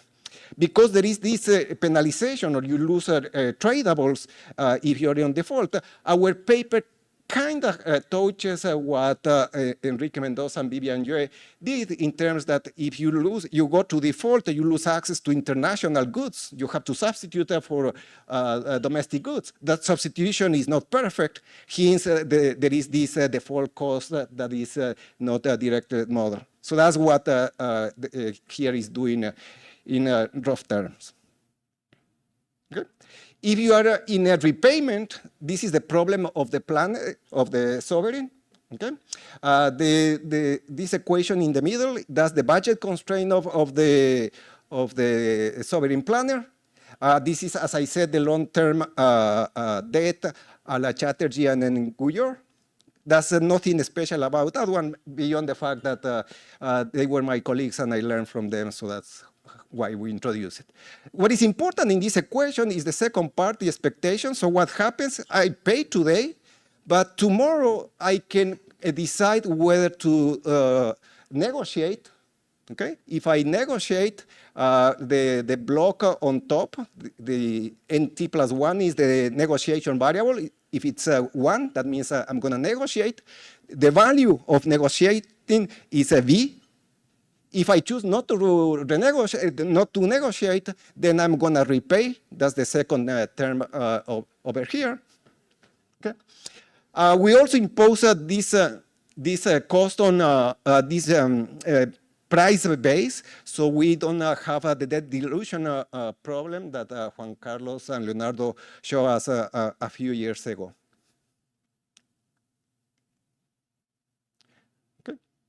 So the value of negotiating is as follows. So the planner, if it decides to propose a haircut, is going to choose a haircut. That haircut is going to imply a probability of acceptance that I'm going to tell you in a moment. That probability for now is denoted by capital A. As you can see, depends on the size of the haircut. If the haircut is accepted, there is a repayment. Debt is reduced by the haircut, so it's less debt that you have to repay. If the proposal is not accepted, then you go to default in the economy. But importantly, remember that if I'm default, debt still accumulates at the rate RD. Okay? So let me talk a bit about the creditors' problem. As I said, the creditors' problems, once they get approached by the sovereign with a proposal haircut, well, with probability 1 minus alpha, that proposal will be rejected. It will not be considered directly. What do we want to capture with this? We want to capture the notion that lenders are committed not to renegotiate. They have a hard stance and they are going to say, I don't care with what you come, I'm going to reject right away that offer. This is going to allow us to have these persistent defaults that we see in the data. The second part why this 1 minus alpha probability is trying to capture is the fact that the moment that the planner decides to go to negotiations, well, it takes time to create an offer. You can think the legal aspects and the likes. If the offer is not rejected right away, then we are going to introduce these taste shocks that you want. So there will be evaluation of debt. If it's accepted, that's going to be in a moment QA. Is the one down here, and there will be a value of debt if the debt is if the offer is rejected. We are going to assume that this valuation of how much the actual valuation changes for the sovereign for the creditors is affected by these two shocks, epsilon A and epsilon D. They are going to come from a Gumbel distribution. This is going to give us tractability, resulting in the probability of acceptance given by the expression that you have at the bottom of the screen. Now, with these idiosyncratic shocks, what we are trying to capture is the fact that even when we sit to the table, there are the legal aspects, there might be coordination issues among the creditors, and this might trigger this, that the offer is not accepted with the terms that, with the haircut that was proposed by the planner. Here, just the value of a unit of debt that is accepted is given by this expression. You can see there is a haircut that is going to reduce the amount that has to be repaid today. It takes into account that tomorrow there will be debt. Something that is interesting in this type of model that we have, because there is a haircut, next period there will be less debt that has to be repaid. So there is a debt concentration effect, and that is taken into account by the creditor when he's trying to decide whether to accept an offer or not. Question. So I guess you have these assumptions on how this renegotiation is set up, but I guess you're gonna focus on the difference between hard and soft defaults and how and those sort of setup is the same. So can you give us a little bit of intuition of what's gonna look like a hard versus soft default in the context of, I guess, these? So are you gonna do that later? Or? Yeah, I'm gonna do that later, but I can give you a preview. What is going to happen, and as I tried to explain at the beginning, is that when the sovereign gets hit by these growth shocks, is going to come to the table with a big haircut because I don't have enough resources because my trend declined by a lot. Okay, and with that haircut, then because we have this probability of being rejected, there is a big chance that it's not going to be accepted, and this is going to keep moving over time and getting this endogenous duration of default. So let me give you a quick intuition of how the model operates. So let's have a very simple model, one single good. There is a risk neutrality. Both the planner and the creditor are going to discount the economy at the rate rho. This is a continuous time model. The economy is going to start in default. Okay, and now we want to think how the sovereign is going to make a proposal, a haircut proposal. We are going to assume here that the probability of that proposal being accepted has this structure that you have over there. So you see, if the offer has a very small haircut, then the price of acceptance is a lot higher than the price of default. That increases the probability of that offer being accepted. So if you do the math in this very simple model, one can show that the haircut is given by this expression over here. Now, here you can see two things. First, you can see that the debt to GDP, if I'm having a lot of debt to GDP, either because the strong real exchange rate depreciation, or because, and this is going back to Christina's question, or because I have this bad growth shock which pushes GDP down. So that's going to force me to propose a big haircut. Okay? You can also see that if the cost of default, this parameter chi, is high, then the planner is going to give you a smaller default, a smaller haircut. Excuse me. Okay. So let me talk briefly about the calibration. Quick question, if you can, before you get to the calibration. Like in this simplified setup, I'm trying to understand. So there would be delays, like so you assume that alpha is there is an exogenous alpha. Yeah. So provided, but without that, would they settle right away? Yeah.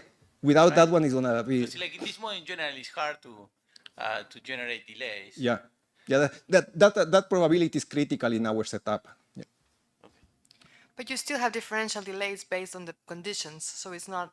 I guess it's the interaction, I would imagine. Yeah, so at the end. And which condition? I mean, the lender can offer QD, and the other guy would accept. Is it make No, the lender doesn't offer. The country, right? The country make a take it or leave it office of QD. The other guy is indifferent. They accept it and they move on, right? Yeah, that'll be the case.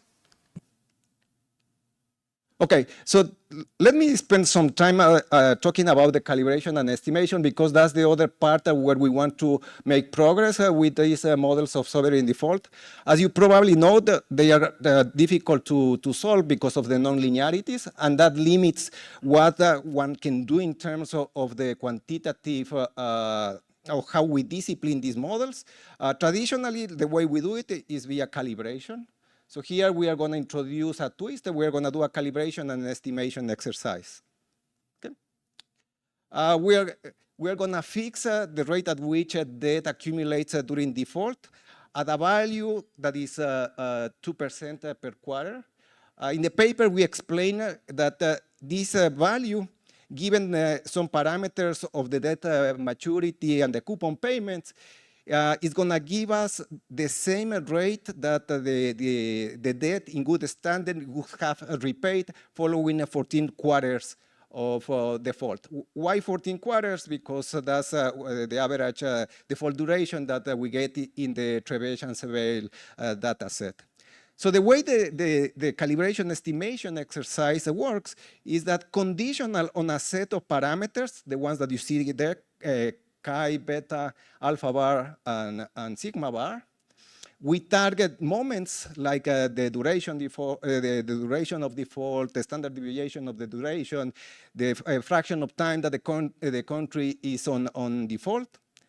Conditional on that, then we estimate the parameters of the productivity process that you saw. And we try to match the three variables in Argentina's data. One is GDP, the second one is the real exchange rate, and the third one is the default.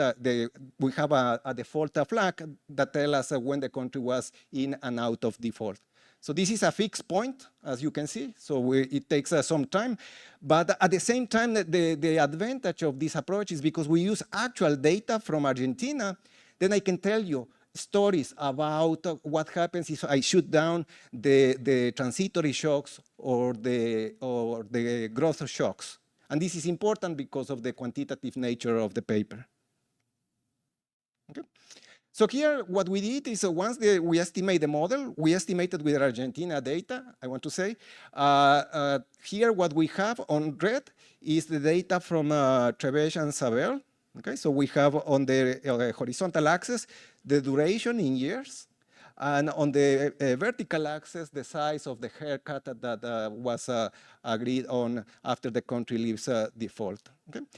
Sorry, Pablo, super quick, but I guess also it's still true that you have to believe the structure of the shocks. If I were to do other type of shocks for the other type of processes for what you're trying to estimate, I will get other I'm not following what's the big gain of estimation. And then you're saying I want to separate the persistent versus transitory. But if I would have volatility shocks or other kind of shocks, that would change everything too. So, yeah, that's correct. So, and then, so two comments to that. One, that's the beauty of this estimation exercise, because then we can go. I'm not going to talk about. You can go and see the size of the shocks that were affecting the economy, and then we can say, are those reasonable or not? We know that there are more things that can be happening, but at least it's a starting point to think about these shocks and the triggers of why, or the drivers of these hard versus soft defaults. One more clarifying. So I guess in the data there, you have what you call default and also what you call successful negotiation. Yeah. Do you do that as well in the model, or? No. Okay, so here we have the blue circles. Those are the model's predictions. You can see that the positive correlation is there, but the model is predicting higher haircuts and longer maturities of longer durations of the default episode. This is not surprising because the data set from Trebesh and Sabel is a panel of countries. Argentina is one of them. So we think the model does reasonably well from that point of view.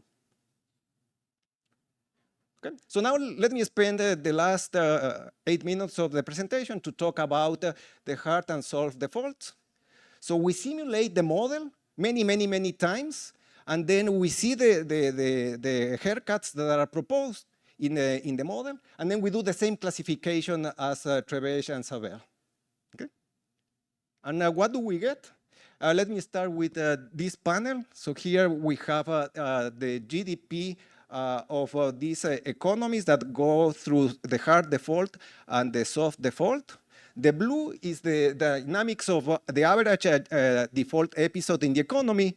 The red is GDP after a hard default. Okay, and the blue dotted, the green dotted line is a GDP following a soft default. And you can see that the model replicates that first figure that I show you in the data. Something nice that I didn't appreciate of this model until I was preparing this presentation and I read Christina's paper again, is that they make a point that if you think in terms of the debt to GDP ratio, they mention that you see this hump in the economy, in debt to GDP. It's not only about the hump, but also once you exit a default over here, you end up with more debt to GDP in the economy. Okay? You can also see that the model rationalizes the real exchange rate that you have it over here. You can see that you enter these hard default episodes, the real exchange rates depreciate by quite a lot compared to the green dotted line, which is the real exchange rate under the soft default. Yes? Well, just about the scale. What is the scale on debt to GDP? Oh, I think it's on a steady state is 1. That's like 100%. So that's what it means. And that's one of the variables that we target in the calibration of the exercise. So here, what it's going to tell you is that the debt increases by 3 times before compared to the pre-default episode. Pablo, is this something that, in some sense, so your theory was built to try to explain these things, no? This is not surprising. This is what you wanted to happen, right? In some sense, or okay. So let me show you now, because we have the growth and transitory shocks. So let me show you again why the negative growth shocks are generating the dynamics of the haircuts, the increase of the debt to GDP ratio. So here what we do is these generalized impulse responses, where at time 0, the economy is hit by one particular type of shock. Let me concentrate again on the green dotted lines. At that point in time 0, there is an adverse growth shock to the economy. Okay? So you can see GDP declines persistently. You are below trend, which is the blue line in more or less the blue line in the figure. What happens? Well, bond prices go down because you're going to propose these haircuts. You cannot repay. Debt to GDP goes up for two reasons. One, because there is the depreciation of the real exchange rate, as you can see on the right lower panel. Okay.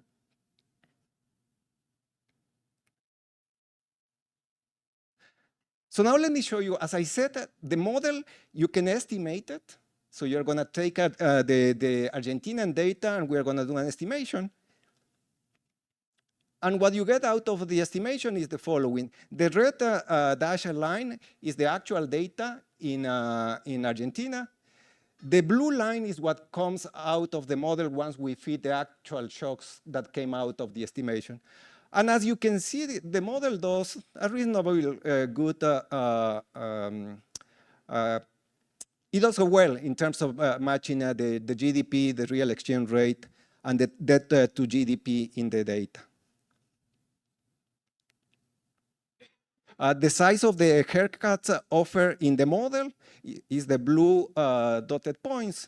The red crosses are what is the haircuts that were agreed on after the Argentina left default in these different episodes. And you can see that also in terms of the spreads that we are not actually targeting in the estimation exercise, the model does something reasonably well.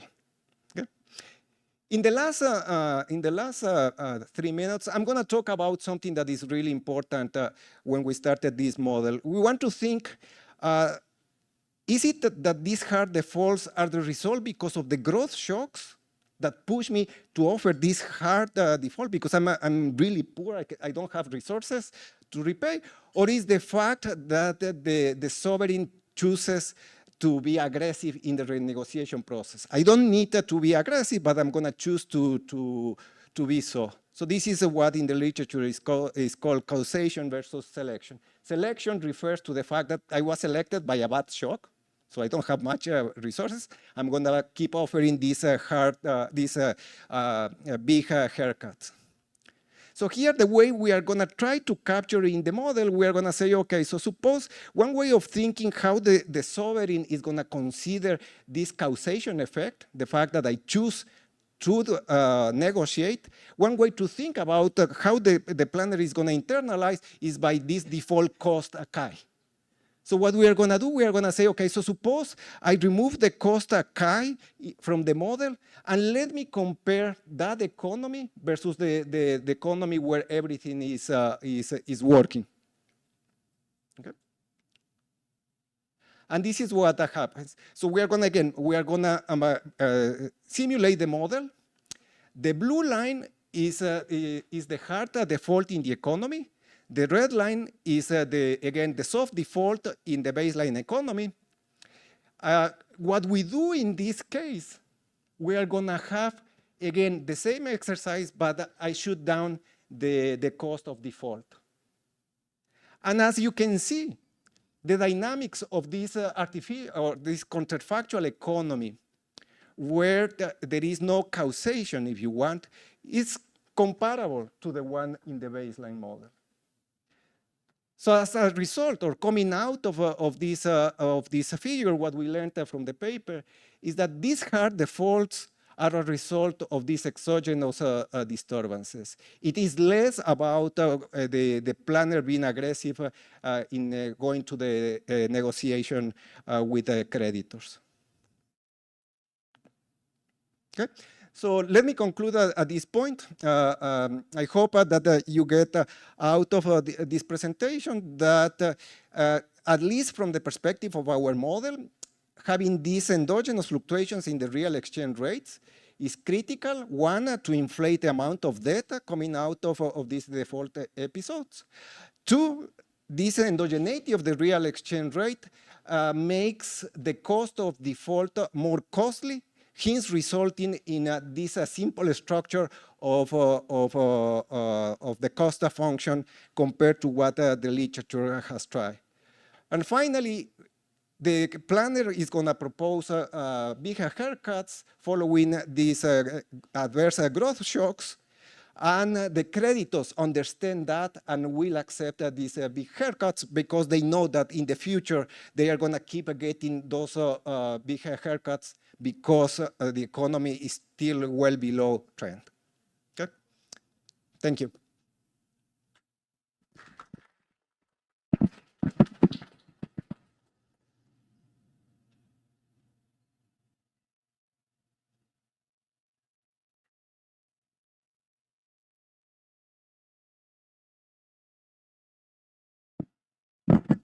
Okay, thank you to invite me to discuss this paper. Let me start by saying that these are my views, are not the ones of the Federal Reserve Bank of St. Louis or the Federal Reserve System. And let me continue saying that this is a very hard paper. As you all probably know here, many of you are working on sovereign defaults, and working on sovereign default is very hard because many things are happening in these countries when they go into default and start working on renegotiation of this debt. So I think the authors are doing a terrific job on making progress on these questions. And Pablo did a great job presenting the paper. So let me just go very quickly. I'm gonna show 2 slides about the model to highlight what I think are for me the main ingredients. And then I have three comments for the authors. So what are the endowments preferences in this economy? It's very simple and standard. There are tradables and no tradable goods. The tradable goods have the tradable goods, can I use this? The tradable goods have transitory and permanent shocks, and that's gonna be the key in the model to think about the mechanism through which the sovereign restructuring is going to come in from transitory versus permanent shocks. And then on the households are very standard, hand-to-mouth households that really are going to receive transfer from the government. And so that's going to mean that there's going to be a consumption function that depends on how much tradables you have, how much non-tradables you have, and the transfers you receive. And then default is also very standard. There is a cost of default in terms of the tradable goods, Chi. When you're in default, the government is inactive, there's going to be no transfers. And so you're going to have a consumption function that depends on basically on the amount of tradables that you have in the economy and the non-tradables. What are the value functions? You have 3 states. Here is the novel part. You can be in repayment, negotiation, or default. If you're in repayment, you have to choose how much transfers you're going to send to the household, meaning how much you're going to be borrowing from the sovereign debt markets. And the new part here is that once, next period, you're going to choose between repay or negotiate. So what does it mean to negotiate is that you're going to be, if you decide to negotiate, you're going to make an offer, a haircut H, that's going to bring down the level of debt. And if this haircut is accepted with a probability, that's going to happen if the haircut is accepted with a given probability A. And if it's rejected, you're going to be going to default. So basically, we were asking about the timing before. You are today in repayment. Next period, you can decide to negotiate. And if this is accepted, you go back to renegotiation, where if it's rejected, you go to default. And this probability of acceptance is basically, there is a fundamental component that is the price that the lenders are going to receive if it's accepted with a given haircut, or the market in the secondary market when this is going through default. And some preference shocks, as well as some alpha bar probability to make the duration longer. And then default is a standard. You're just waiting there, and every period you're going to be going through the next renegotiation until eventually you go back to repayment. So that's it. That's the model with let me highlight. There are two important things in the model: the permanent versus transitory shocks, and this renegotiation stage. And the paper is trying to think about the relationship between these 2 new ingredients into this otherwise standard model. So what do they see in the data?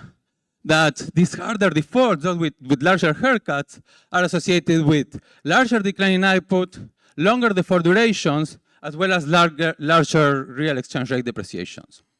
And what maybe the paper is changing a bit between the presentation today and what is written in the draft, but the way the paper was written, the main economic question is how much of these effects are due to the selection versus the causal effects. And those were the last 5 minutes of the presentation. So what is the selection? The selection is that due to these exogenous shocks that can be either transitory or permanent, they can cause both harder defaults, larger GDP declines, and larger real exchange rate depreciations. And that's going to be the main the selection mechanisms. On the other hand, what's going to be the causal effect is that these harder defaults cause large GDP declines. And my first comment is going to be related to what's the role of the causal effect in this economic framework. But so what the author found, what is the main mechanism, the selection mechanisms? Again, you have transitory and permanent shocks. You have these permanent growth shocks are going to cause debt to GDP to increase and remain high for long times, which is going to imply in the model to larger haircuts. On the other hand, if you have a transitory shock, this is going to cause both a smaller and less persistent increase in the debt to GDP ratios, which is going to result in smaller haircuts. When they put this into this model, this main mechanism explains most of the selection in the data. The model generates about between 60 and 85% of the data. It's coming through selection. And that's the main quantitative result to me. What is left over is going to be coming from the causal mechanism. So what is the causal mechanism in the model? It is that this causal effect in the models come from, really, is the cost of being in default. It's this sky that if you go through default, you have less tradables. That's what the authors are calling the causal effect. And that's going to just, by construction, explain the remaining 15 to 40% of the data. So here is my first question. If this is really a paper to think about selection versus the causal effect, do we have a good model to think about and to identify the causal effect in the data? And really, if you look at the economic framework, the causal effect is all about the duration of the default. In particular, in this model, conditional on being in default in a given period tau, the causal effect is going to be zero. It's all coming from this, what they call the selection. And this is really coming because it's an endowment economy. So the only way in which GDP is going to be endogenous, if you want to call it, is due to this exogenous cost of default chi. In other words, this model does not have a way in which haircuts are not going to be able to affect GDP.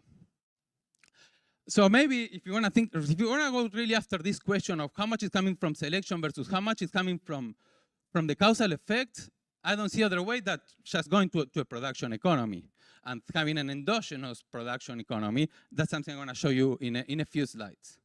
But let me be a bit more positive about the paper because I think it's a really nice paper. So what I'm going to propose is, what is this paper doing to me is it's not really how much is selection versus how much is causal, but it's really proposing the selection mechanism. They have the model. They say, okay, we think that it's coming through this selection, which is coming from permanent versus transitory shocks. And so now the author can go one step further and test this mechanism in the data.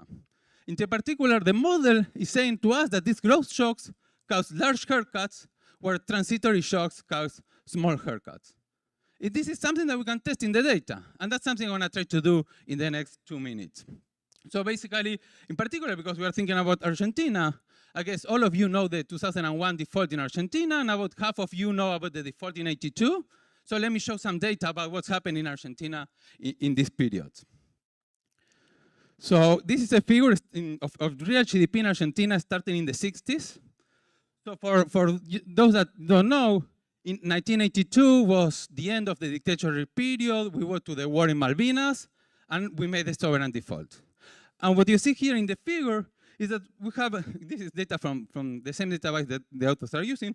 We have 3 attempts of renegotiation, which are going to be what they're called the soft haircuts. They are below 35%, the 40% that he was saying to Cristina.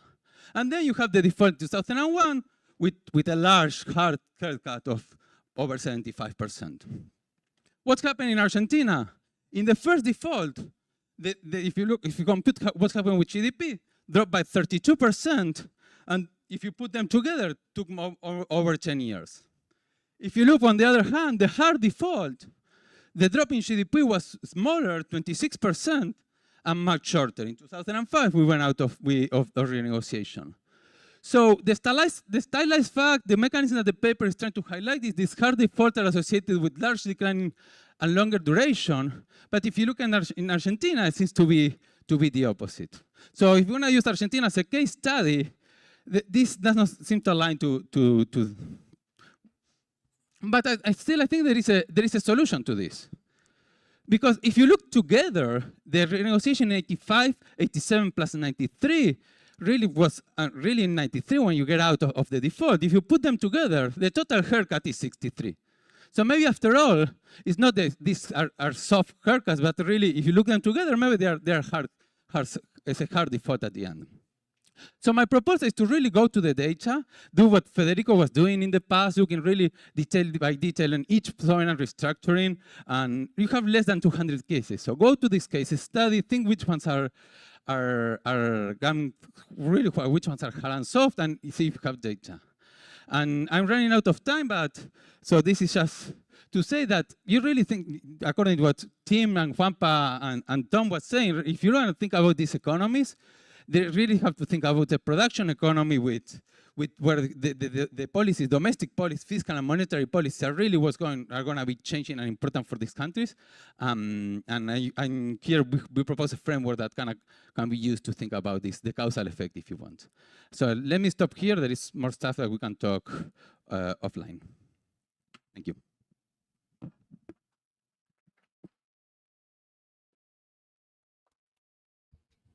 So Pablo, do you want to maybe reply to Julian and then we'll collect some questions?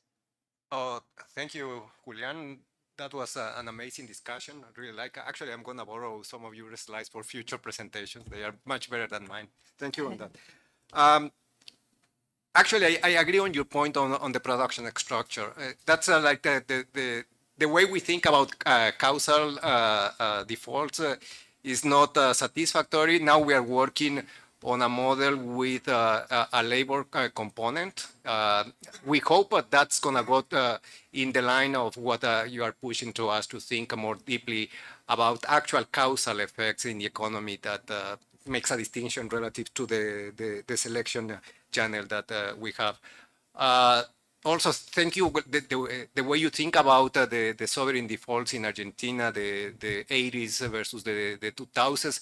I agree that it's going against our story, and we'll have to rethink how we want to, again, we are facing this challenge that on one hand, Argentina has been studied in many different papers, by Andy, for example, and we know a lot about the country. We have the data, so that's the natural point to start.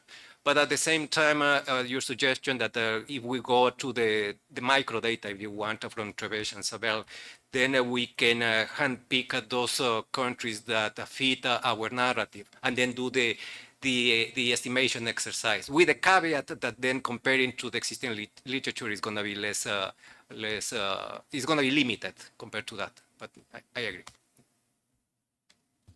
Okay, so any questions? Yeah. Okay. Sì. Yeah, so it seems, at least from the presentation, that mostly the focus is on there are those shocks, and then there is the issue whether to renegotiate default and so on. But what are the implications for the what happens before? So in other words, leading to borrowing. Perhaps one way to think is that there are good growth shocks, whether they are actual growth shock or anticipated or beliefs of growth shock that might lead to this big increase in debt. And then when perhaps it's the reversal of that prediction that might generate those big decline. So, for instance, what is the importance of the debt once those defaults basically happens? And I was thinking whether the distinction between temporary versus growth shock, in some sense, is a little bit the distinction between a small shock versus large shock, real. Because in some sense, the growth shock is like the anticipation that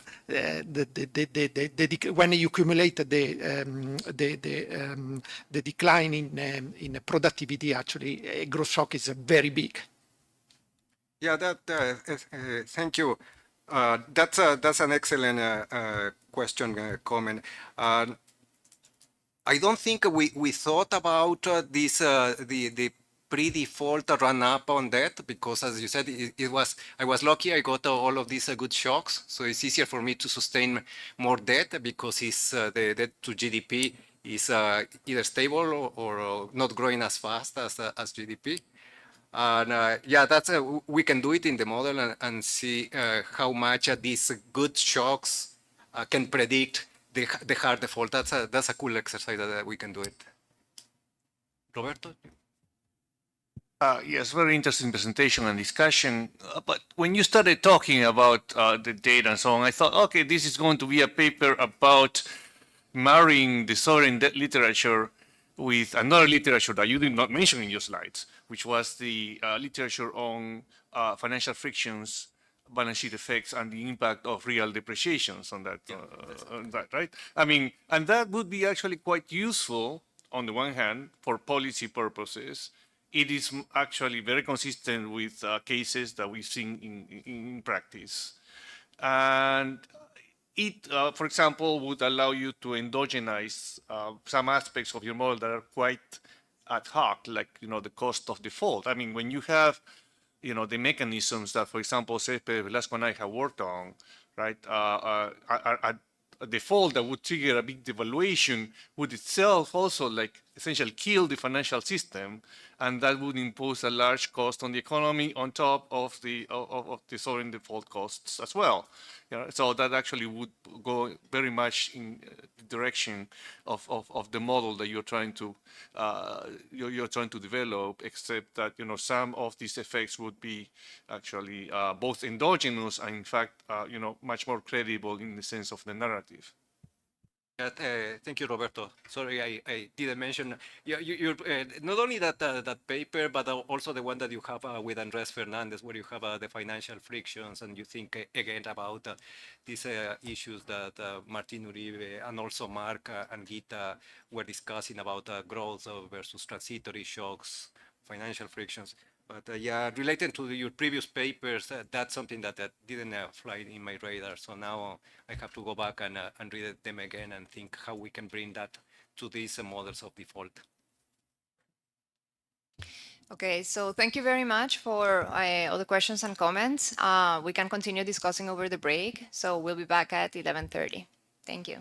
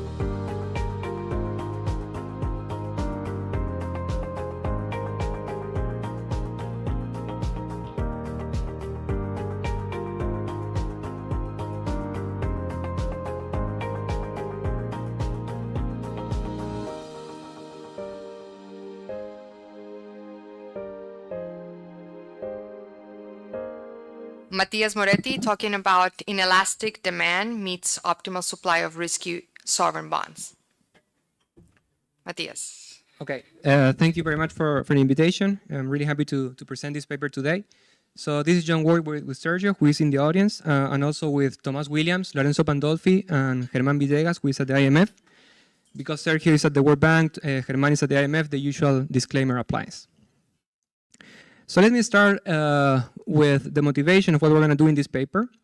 And just, to illustrate things, let me start with a very simple observations that governments in emerging economies depend heavily on bonds that are issued in international markets for their financing. So understanding the behavior of these international investors is going to be crucial to try to understand what are the borrowing costs of the government and how it's going to that affect and shapes the debt policies or the default risk of these countries. So what we do in this paper is to ask ourselves two related questions. So the first one is how inelastic is the demand for risky sovereign bonds? And there is a growing evidence and a lot of recent papers that estimate demand elasticities across different markets.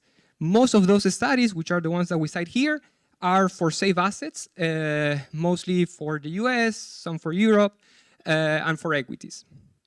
Now, we're going to expand on those papers by analyzing the demand elasticity in a specific market, which is the market for risky sovereign bonds, meaning bonds that are issued by emerging economies, by governments in emerging economies.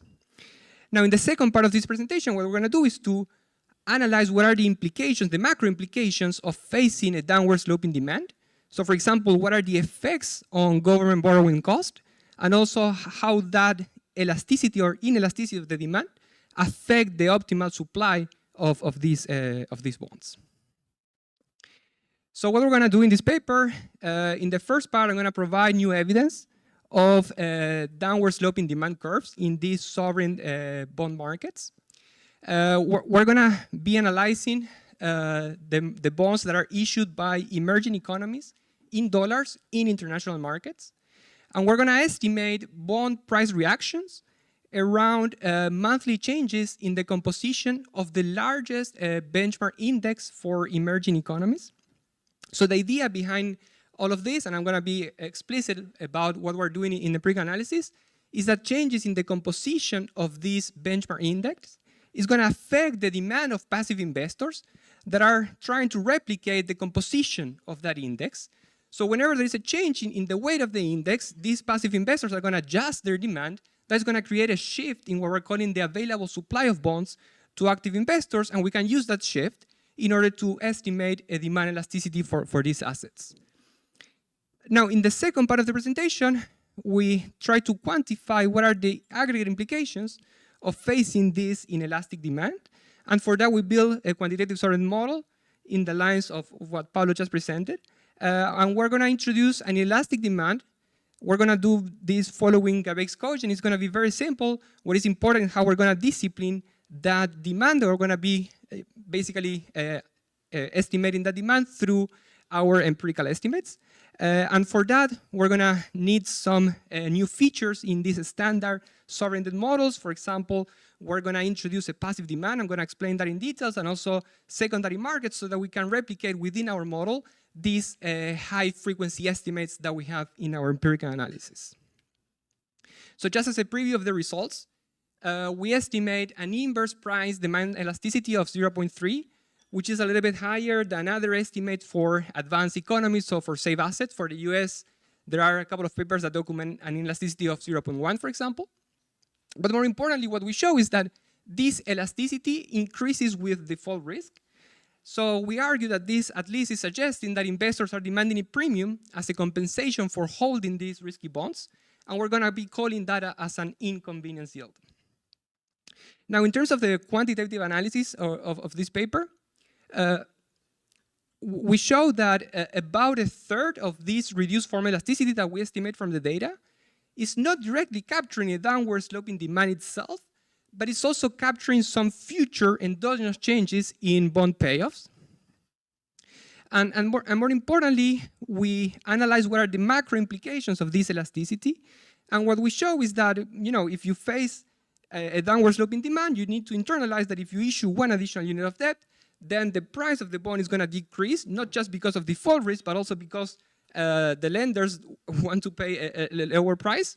The governments in our model are going to internalize this effect, and I'm going to show you that this is going to create, in a sense, a commitment device that is going to limit debt issuances, but ex ante is going to reduce default risk and the borrowing cost for the government. So let me jump directly to the empirical analysis of the paper. So as I said before, we're going to be using index rebalancing as passive demand shocks, and we're going to use these changes in the passive demand to estimate our price demand elasticity. So the idea, consider any asset I that is part of a benchmark index. So you can always decompose, obviously, the demand of that asset into an active and a passive demand. And for us, a passive demand is going to be, we understand as a passive demand, the investors holding that are aimed at replicating the composition of that index that they're following. So then you can just write this market clearing condition as follows. So on the left, you have the supply of that asset B. On the right-hand side, we are just decomposing the demand into an active component and a passive component. So the active demand, it could be a function of many things. So it could be a function of the excess returns of the asset, the volatility, some liquidity properties. Now, what is important is that the passive demand is going to be a function of the weight of that asset I in the index that these passive funds or passive investors are tracking. So changes in those weights, in those Ws, are going to create a shift in that passive demand. And the idea is that passive demand is perfectly inelastic because these guys are just replicating the composition of that index. Clarifying question. Yes. So the index, I'm not so familiar. So the index is being, the weights of the index are changing over time. What is the example of the index? Yes, I'm going to show you the details about that, but the idea is that every month, the weights of that index are going to be changing. There are some, some rules that JP Morgan follows in order to change that composition. So at the end of each month, the weights are going to change. These passive funds are going to rebalance their portfolios, and that's the sort of instrument that we use in order to estimate this demand. But doesn't the demand of the index also change? If there is an index full of Mexico and Mexico goes crazy, the demand for the index will fall. Yes, and I'm going to be more explicit how we're going to try to isolate that sort of variation. I'm going to explain that in details in the identification part of the paper.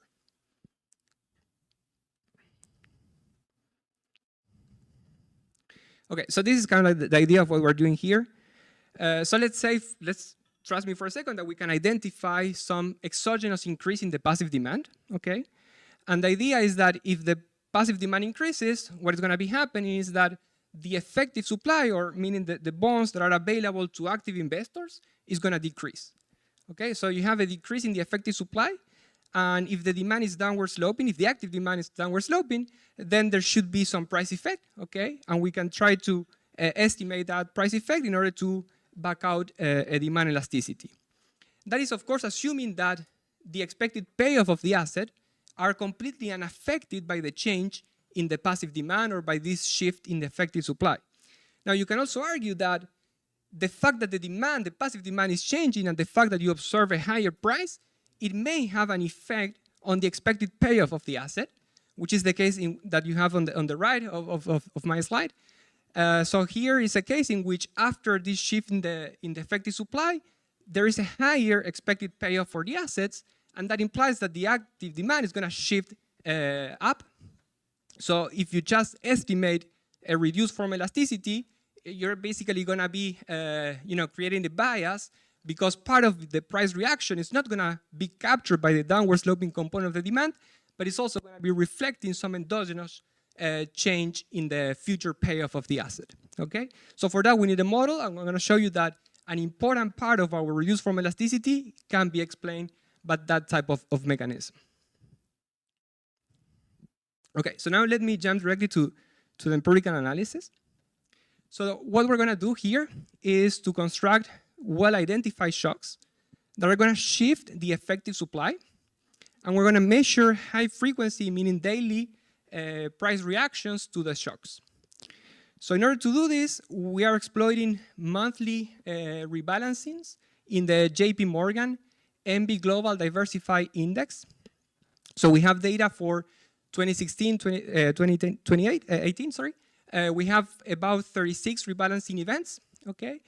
Our data covers almost 70 emerging countries, and we have data for about 700 sovereign bonds and more than 100,000 daily bond observations. So the first thing we're going to do is to define this notion of fair or flows implied by this index rebalancing. So it's just, the change in the passive demand, that is the delta T, scaled by the active demand behind these bonds. And we're going to do this at the country level, okay? So C here denotes the country. So how can we measure that change in the passive demand? Well, in our case, it's just going to be given by the change in the index weight, okay? So the delta W, W is the weight of this country C in this MB index. And we are going to scale that by all the asset under management of all those funds that are passively tracking the composition of this MB index. Now, this goes back to Andy's point. There is this concern that this fair measure is obviously endogenous, okay? And it's going to be capturing changes in weights that are driven by a country's own fundamentals. So, for example, the fact that Mexico, for instance, issued at some point a lot of bonds, so the weight of Mexico in the index is going to go up. It could also be capturing some redemptions, or more broadly, just changes in bond prices, which are endogenous and reflecting the fundamentals of these economies. So how we're going to tackle this sort of concern? This is what we're going to do. So first of all, we're going to basically exclude from our analysis all those countries for which in a given month they have a new issuance or a redemption or a repurchase. So in our case, we're going to be looking only at countries for which the stock of debt in a given month is fixed. So BCT equals the stock of debt in the previous month. So that's the easy part. Now the hardest part is, okay, but how can you exclude variation that is coming just from prices, okay? So for that, we're going to be exploiting a particular weighting scheme of this MB Global Diversified Index. And in particular, it's essentially a cap rule that, unlike other market cap indices, this MBGD is going to restrict the weights of countries with an above average bonds outstanding. Okay, so the weight in the MB index, the W, is not just a function of the market value of those bonds of country C, but it's going to be, affected by that FCT, which is what they call as the diversification coefficient or diversification ratio. And the idea that FCT is going to be, a value between 0 and 1, and it's going to be something that is smaller than 1 for countries for which the face value of their debt, so BCT, is higher than the index country average, okay? So the idea is that there's going to be a limit to the quantity of these bonds that are going to be included in the, to compute the weights in this MB index. So obviously, you can observe the prices. The Q here is the price, so the weight itself is a function of the price.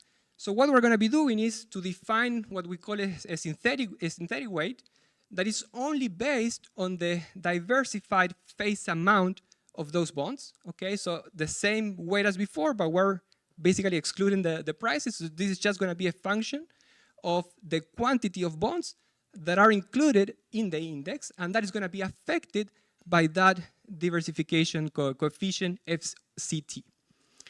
So we're going to define this ZT as the relative change in those weights, theoretical weights, and that's what we're going to be using basically as an instrument to our fair measure in order to isolate any variation that is going to be coming from prices. So now let me be clear about what is going to be the rule of this, or what is going to be the effect of this cap rule. So what is going to be the effect of that F of CT? And the idea is that if you have an issuance or redemption that is made by a country other than country C, that obviously is going to affect the denominator in my equation right there. But it's also going to affect, at least for some countries, it's going to have an effect on the FCT because the average of the face value of the bonds in the index is going to be changing after you have an issuance or redemption from this country. So the FCT is going to change, and that effect by itself is going to be heterogeneous across the countries that are included in the index. So what we can do is, in a nutshell, to exploit variation that is coming from this specific cap rule. So basically, we can analyze that variation within an event. Now, if you don't have this cap rule, so in the absence of this diversified phase amount, you still have variation across events, so across every single monthly rebalancing event. So we can also obviously exploit that sort of variation, but the fact that you have this cap rule imposed in the index itself, it's a little bit stronger because it allows us to exploit variation even within an event through these changes in the F of CT. So let me just provide a graphical illustration of what is happening here. So in this graph, what you have on the x-axis is the country phase amount, so that is the B. On the y-axis, you have the diversified phase amount, so the B times the F. So if you are below the ECA, which is the average of the face value of all the bonds that are included in the index, then you are not capped, so it means that the F is equal to 1. But if you are a big country, let's say China, for example, the cap is going to be tight. So basically, the F is going to be smaller than 1. And you can see that the diversified phase amount is going to be smaller than the phase amount for that country. Now, if you have issuances that are coming from other countries, this vertical line, this ECA, is going to change. Okay, it can increase or decrease depending on whether those issuances are higher or smaller than the average of the index. So basically, changes in that ECA is going to create a change in the FC, or the diversification coefficient of the countries that are capped. Okay, and that is the sort of variation that we can exploit in order to compute these demand elasticities. Okay, so this is our main regression. So remember that we have these monthly rebalancings. We're going to be calling that an event. And as I said before, we can exploit two sources of variation. So the first one is just across time or events. So basically, we can compute changes in bond prices just before and after each of these rebalancing events. So for that, we're creating asymmetric 5-day windows around each of these announcements, which happen always the last business days for each month. Okay, so this is kind of the regression that we're going to be considering there. On the left-hand side, we have the daily bond price in logs, so that is Q. We're going to be doing this at the bond level. Okay, so we have a bunch of bond month fixed effects to capture any variation that is operating at a lower frequency or at the month frequency. And then our variable of interest is that beta, which is capturing the effect of changes in this FLAR instrumented through these changes in the diversified phase amount, times a dummy variable that is going to be 1 only for the 5 days after this rebalancing. Okay, so that's kind of like an event study.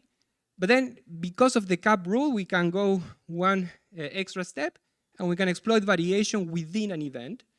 So for that, it's going to be pretty much the same regression as before, but now we introduce that post-month fixed effect. So basically, now we have a fixed effect for the rebalancing event itself.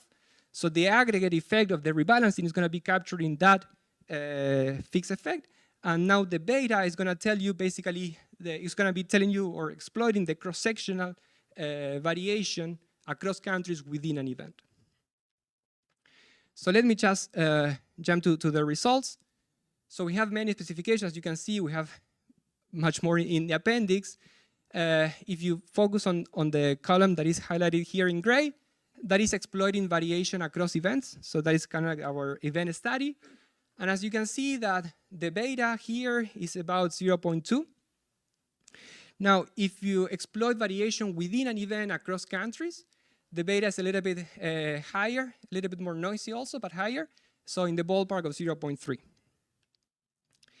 Now, one concern is that, well, you know, these events may be expected, okay? So the active investors or even the passive investors can be operating even before the announcement made by JP Morgan.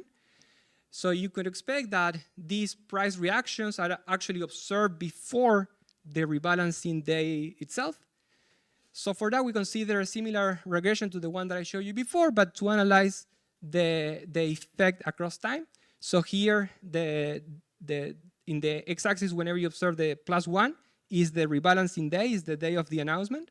So before that, you can see that the estimates are close to 0, meaning that there is no anticipation except the day before of the rebalancing. Okay, so the day before, we do observe a slight anticipation. So some of these funds anticipate that the JP Morgan is going to announce the new index, and they are trying to make a profit out of it. Okay, and that is consistent with previous work from Tomas and Lorenzo, who also showed that sort of anticipation effect in another context. Okay, but the key idea here is that before the rebalancing event, we do not observe a clear pre-trend.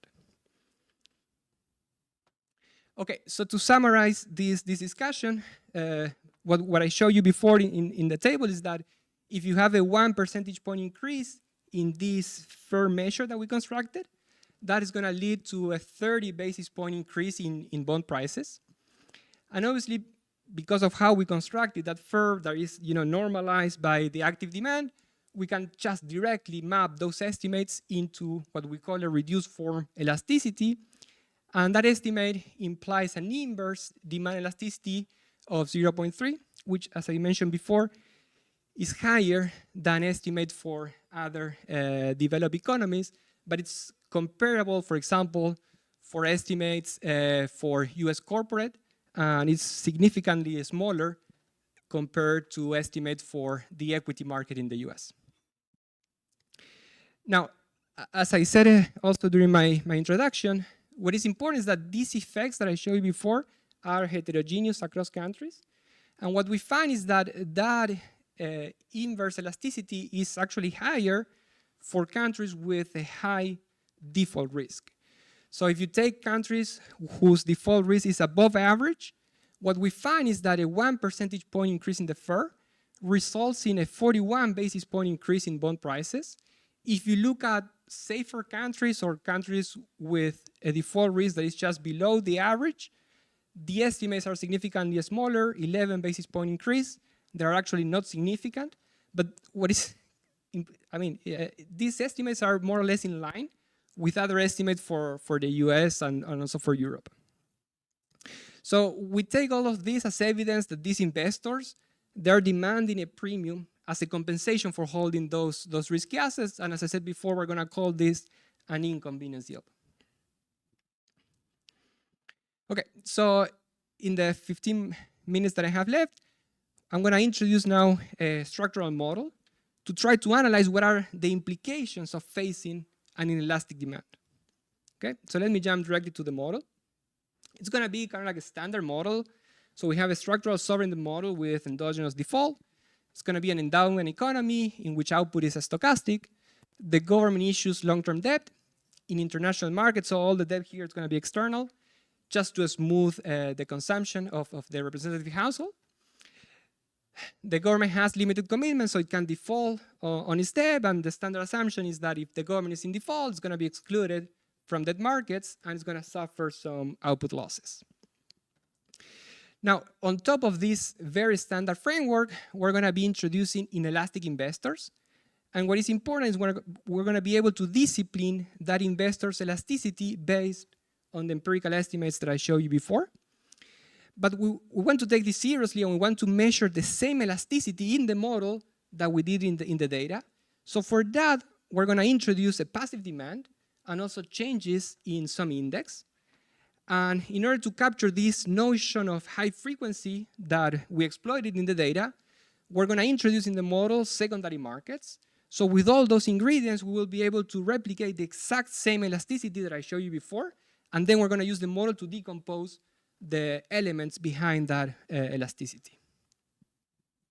So let me just give you a summary or the setup of the model.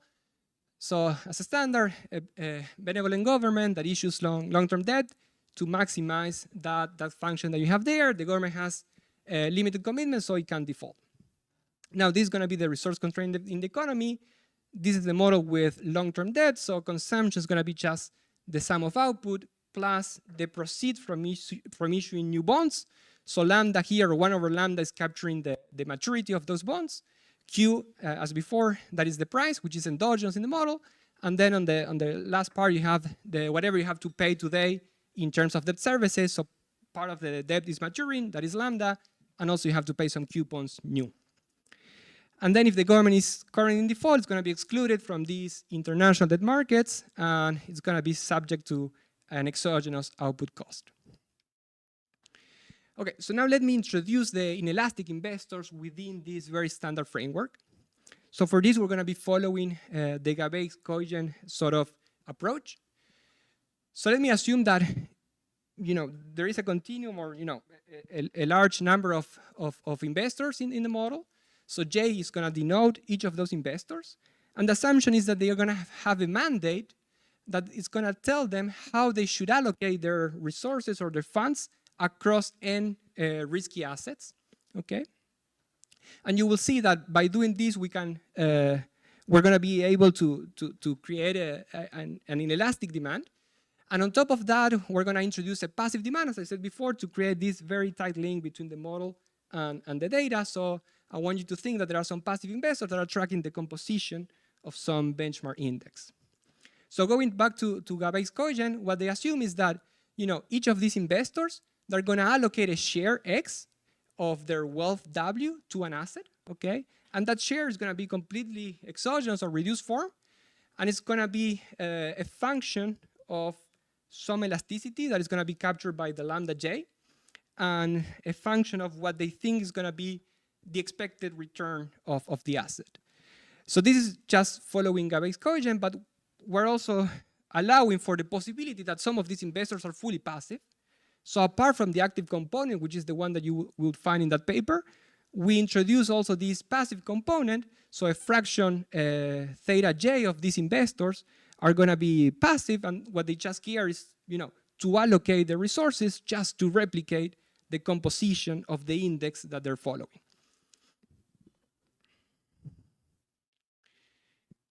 Okay, so as I started the paper, we can now decompose this demand for any bond I in an active component or an active demand and a passive demand. And the idea is that what is important is that the passive demand is just going to be a function of the weights of that asset or that bond in the index. So here, the active demand is this A tilde. The tildes are for just to denote the market value. So that is basically the face value times the price. As I said before, this is going to be a reduced form specification for us, but it's going to depend on some fixed share, the size terms. That is more or less the average amount that these active investors allocate towards bond I. But then they can deviate from that average, okay? And that deviation is going to be pinned down by this lambda J parameter and this phi hat function. The phi hat is going to be capturing the excess return of the bond. So the idea is that if the bond has a higher expected excess return, then you're going to allocate a higher fraction of your wealth to that asset. How much? Well, it depends on the lambda, and that's why the lambda is going to be capturing this inelasticity. Okay, so now to get a close form. A clarifying question. So the investors lose money in default, or how does, maybe I missed it. Okay, so whenever you're in default, we're going to be assuming that the passive demand is going to be 0. And that's the only assumption that we really need. I guess they're going to break even with their passive demands too, or no? In terms of, sometimes there's default risk associated with it. Yes, probably it's going to be clear when I show you the pricing equation. I think it's going to be clear in that part.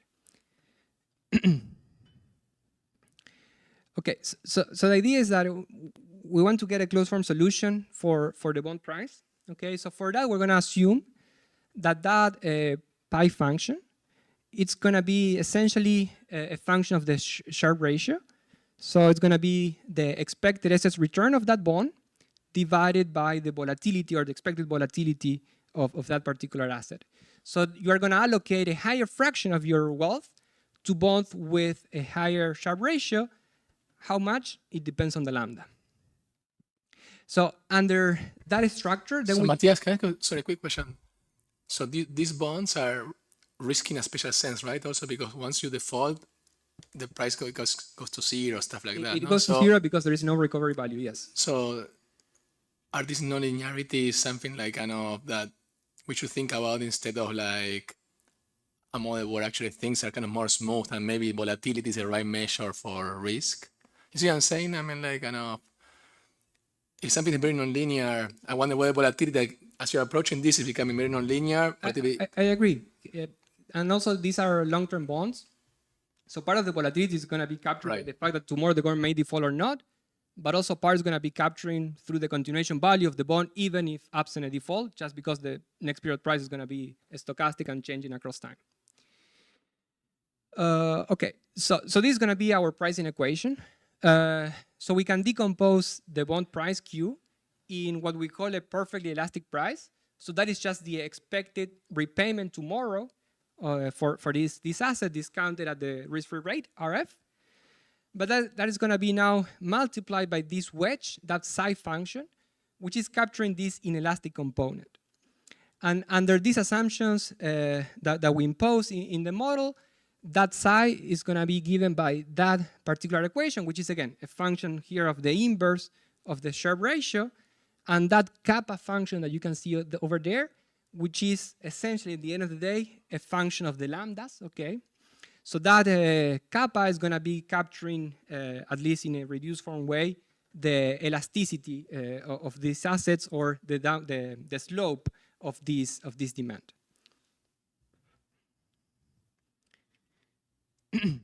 So we're going to be focusing on a recursive Markov equilibrium. So for this, we need to make further assumptions. So what we're going to assume now is that the passive demand is going to be given by this specific equation that you have there. So the idea is that the passive demand today is going to be basically proportional to the stock of debt that the government has. And this proportion, tau, is going to be exogenous and follows a Markov process. And we're going to discipline this tau process based on our firm measure. Okay, so in terms of the model itself, this is a standard the government is going to choose today or at the beginning of every period whether to default or not. If the government repays, then it has to choose the optimal stock of debt, B prime, to maximize the utility of current consumption plus the expected continuation value, subject to the resource constraint that I showed you before. If the government is in default, then it's going to be excluded from international debt markets, but tomorrow there is some probability theta that the government will regain access to these international markets and it will no longer be subject to the output cost. And also here is an important assumption that because the passive demand is proportional to the stock of debt, and because there is no recovery value, the assumption is that whenever you are in a default, the passive demand essentially is going to be zero. So this is going to be the repayment function.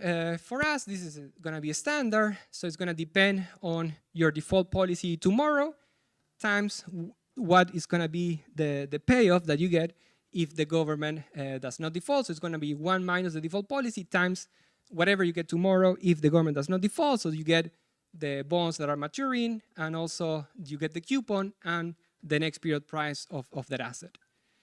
So with all of this, we can re-express the bond price in a recursive fashion. So it's going to be obviously similar to the one that I showed you before, but again, it's going to be the product of this perfectly elastic price times the inelastic component that I computed before.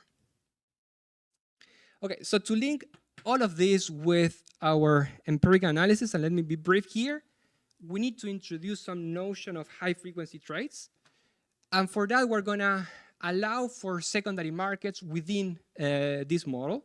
So the model in itself, it's the same as the one that I showed you before, but the idea is that within each period, there are going to be 2 instances in which the lenders can trade their bonds. So they're going to be able to trade the bonds just before the realization of the tau prime, so just before the announcement of these index weights, so that is the QSM0. But then they're going to be able to trade once again within the same period, but after the announcement of the new index weight, okay? So the price is going to be updated based on that information, okay? So we can basically replicate the change in the bond price that is coming from the information transmitted through that update of the tau, and that in a sense is pretty much replicating the same as what we did in the empirical analysis. Matias, sorry, super quick here. Yes. What I didn't follow is, I need to understand as a government the passive part also, no? Because, and where is that in the States? Either I or something, I didn't. Yes, the tau is going to be part of your state. But and tau is, that has the whole, encodes all the information about. Yes, here for simplicity, we're assuming that the tau is completely exogenous. So you could argue that, well, that's fine, okay. The tau could be reflecting the way that you have, and you can. Perfect, okay. Okay.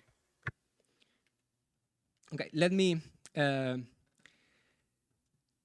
to explain what we're going to be doing here. So the idea is to replicate within the model the same reduced form elasticity. So we're going to be looking at these changes in prices within a single period before and after the new tau prime is realized. Okay, so we have this shift in the passive demand coming from this update, and then we can compute the same reduced form elasticity as you can see there. That is pretty much what we did in our empirical analysis.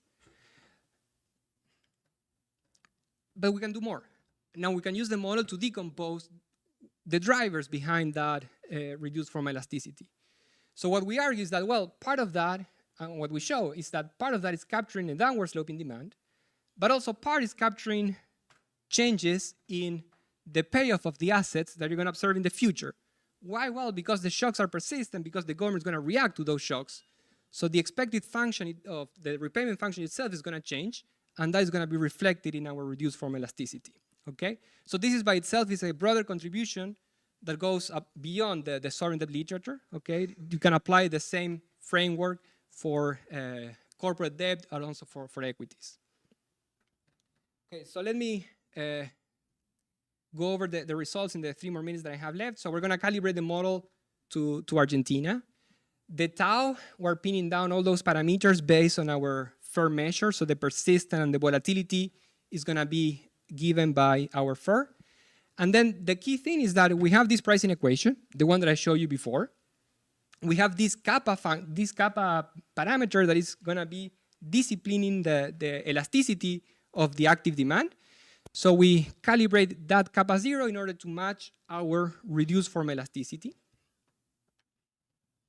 And here you have the decomposition. So in this graph, what you have in blue is the structural elasticity, in orange is the reduced form elasticity. And as you can see, the two are not the same, obviously.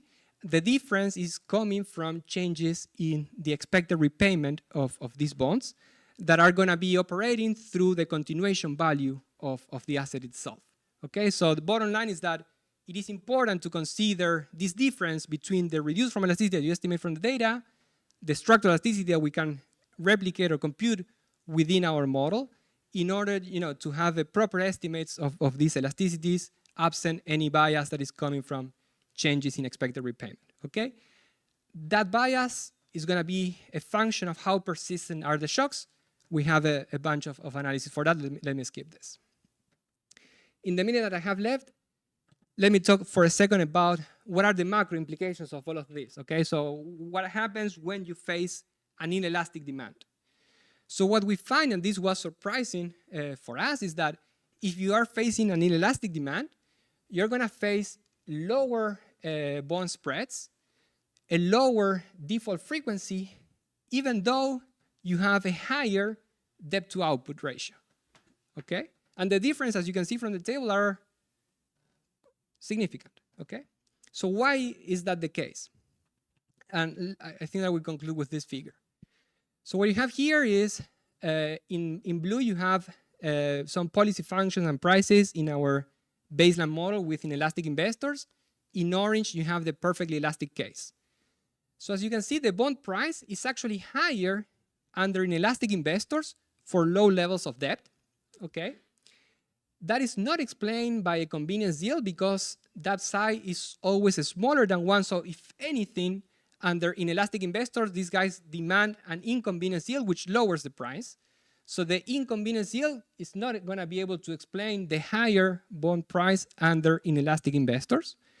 What is happening here is that the fact that the slope of this bond pricing kernel increases as the government issues more and more of these bonds is going to create incentives for the government to stop issuing those bonds. Okay, so in a sense, it's going to be acting as a commitment device.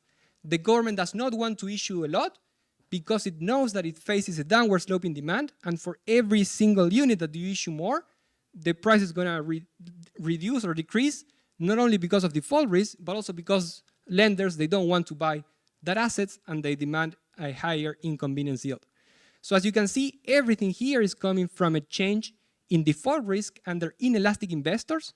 Default risk is significantly smaller. And this has implications for the bond policy. So there is a compression in the distribution of debt to GDP. And what we show in the paper is that the usual procyclicality that you observe for the debt policy in this model is significantly dampened in the presence of these inelastic investors. So you don't want to deviate much from some average or fixed debt to output ratio. Okay, I'm out of time, so I'm going to conclude here. So we presented new evidence of downward sloping demand curves in the market for sovereign debt market. And then we analyzed the macro implications of facing an inelastic demand. And what we find is that an inelastic demand basically creates a disciplining or commitment device that limits debt and significantly decreases default risk. Thank you very much. The discussant, Yen Bai.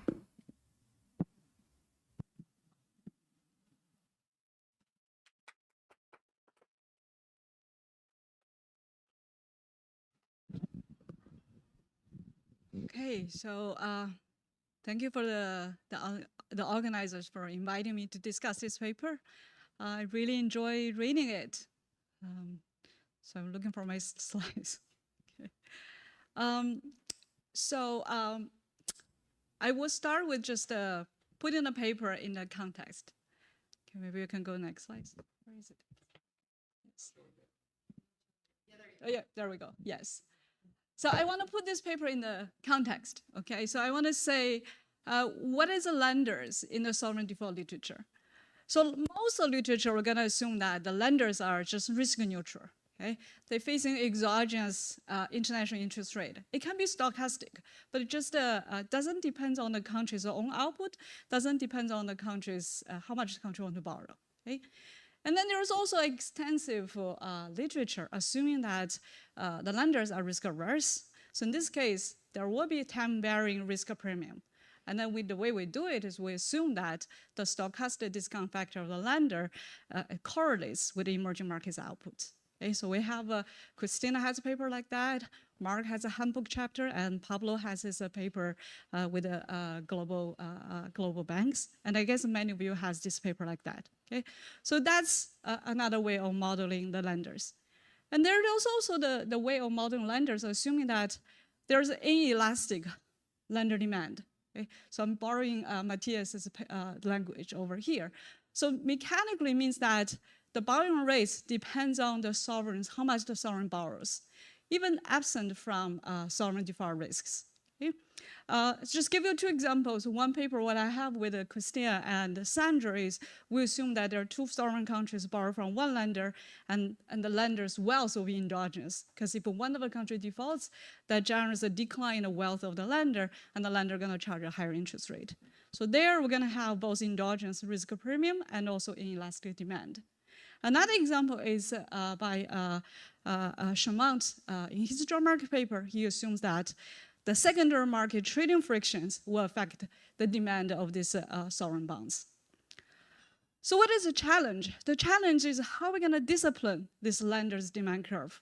So in my paper with Christina, we assume we actually just match the sovereign spreads moments. Okay? And then in Schumann's papers, what he disciplines is using the secondary market's bid and ask spread. So the question is, can we have a little bit more direct measurement over this lender's demand curve or the elasticity of this inelastic lender demand? That's exactly how this paper, Matias' paper with Sergio, they comes in. And they have this new empirical evidence using this exogenous actually supply change. They rely on this monthly rebalancing of this NB Global Diversified Index. And then there are some passive investors. They just follow this index. And that generates exogenous supply change for the active lenders. Okay? And then they find out that the estimated demand elasticity is about 0.3%. And then they theoretically build this sovereign default model with a micro-funded inelastic lending demand. So they literally model these passive and active lenders as they see in the data. Okay? So the model is closely linked to the empirical evidence. And then they discipline their model with this empirically estimated demand elasticity.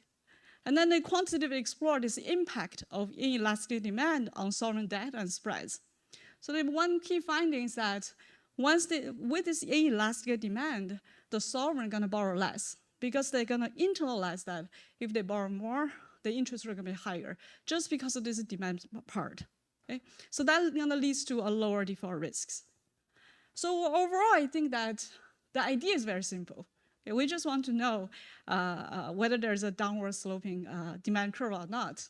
Okay? But the task is very challenging because of the endogeneity issues. Okay, you don't know whether the price change is because there's change in demand curve or just because of the sovereign may default more or less.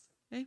Overall, the paper has a very nice executions. Okay? So it's very smart and it's very beautiful. So I recommend everybody to read the paper.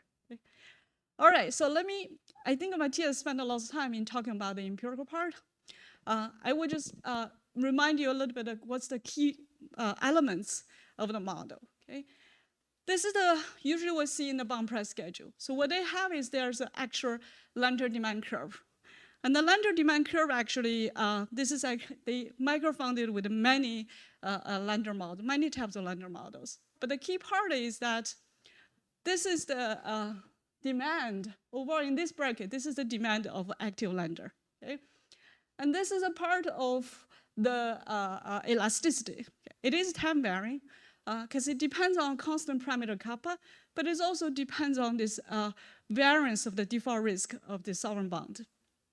So that can be generates the empirical evidence, consistent with the empirical evidence that higher default risk would mean that there's a larger elasticity. Okay?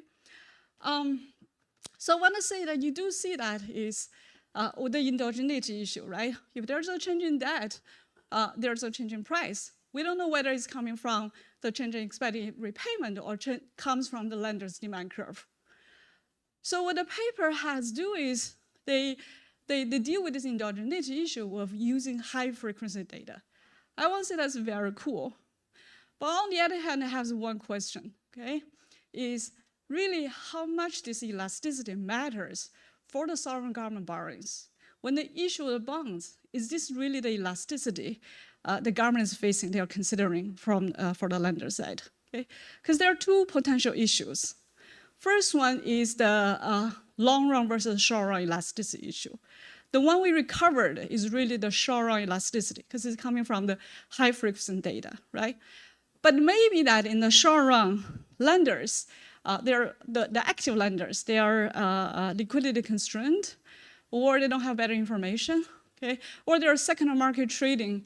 The market liquidity has some issues. And so that's why they couldn't respond. Okay? But in the long run, they may be able to respond when the liquidity issue is being solved, or there could be new lenders coming in. So there's always the issue of the short run versus long run elasticity. I know the long run elasticity is very difficult to deal with in the data, but maybe we can deal with that in the model. Okay? The second one is in terms of the primary market versus secondary market prices or the elasticity. That might be different. Okay? You may have different types of lenders. Just to talk about that, I look at this data from 10-year Greek bonds. So the orange line is the secondary market price, and the dot is the auction price or the primary market price. Okay? And you do see that they follow each other pretty well. Okay? Except for in this case, there's probably about a 1% gap in early 2003. I asked ChatGPT what happens there. So this is also from ChatGPT, okay? But I want to say is overall it seems to follow each other pretty well. But of course, it could be also the case that even if we have similar prices, the elasticity might be different, okay? But again, I mean, this short-run, long-run elasticity or this difference between primary market and secondary market might be hard to deal with in the data, but we have a model, okay? And so what they could do is actually in the model, they could enrich their model a little bit, okay? So the one thing is they could actually incorporate the risk premium as well, okay? So there is a active lenders demand, there's a constant in their model. So they could actually make that, that constant depends on the country's output. That would just give it a risk premium. They could also make it depends on how much the country wants to borrow. That could potentially, if you play around with the functional form, could give you this long run versus short run elasticity, okay? I want to say this helps match the data better, and also it helps us to understand better what's the source of sovereign spread, especially during crisis time. Is it coming from the default risk premium, or the demand curve? Okay. So going back to my point of it help match the data better. Okay. I want to go back to this one figure and one table that Matias actually is showing us. So one thing he was emphasizing here is that the debt over output and output, that relationship, whether it's procyclical or not. So once we have this inelastic labor demand, you can see that the debt over output is not so responsive to output, okay? So it's not so correlated to that. But because of that, I think the model overshoots in terms of correlation between spreads and output, okay? Because once you have bad output, if your debt doesn't change much, your schedule will move, and that generates negative correlation. So again, I think that seems like higher, more negative than the data. And then if you're adding this risk-averse lender, and that's when the output is low, the risk premium is higher, that could help fix the correlations. But of course, it could maybe a different calibration or any different shocks may be different, okay? And my last point is about how important is this rebalancing shocks to drive the fluctuation of sovereign spreads. Again, this is actually, they can do something in the model, okay? All right, so this is my last slide. I think it is a very cool paper, and it's a very well-executed paper. Okay, thank you. Thank you, Yan. In the interest of time, let me collect a few questions if there are any. Okay, so let's start with a short response, perhaps, and wait for a couple of questions. Okay, Yes. so first of all, thank you so much, Jan, for that amazing discussion. I agree obviously with all your points, so let me try to answer each of those. So regarding your very last point about the effects of these rebalancing shocks, we need to do more about that in the paper. We have some analysis showing that whenever there is an increase or decrease in the passive demand, then the government is going to react. What we show that the response of the government is always smaller to the regional shock. So for example, if the passive demand increases by 5%, the government only increases the supply of debt by 1%. And that implies that the inconvenience yield decreases and the price of the bond will increase. But I agree that we need to do more decompositions, especially unconditional moments, to try to explore what are the implications of changes in that passive demand. Then regarding the elasticity in the primary market, obviously we don't have access to that sort of data. There are a couple of papers that use auction data in order to estimate those elasticities. So there is a paper for Mexico by Cole and Ordóñez, and there is also a recent paper that uses data for Portugal that they estimate those elasticities using auction data. this paper that is for the Portuguese case, what they find is that the elasticity in the primary market is being driven by whatever is changing in the secondary market. So they do find this connection between the primary market and the secondary market. And then regarding your point that it is true, we are shooting a little bit this correlation between the spreads and the GDP of the economy.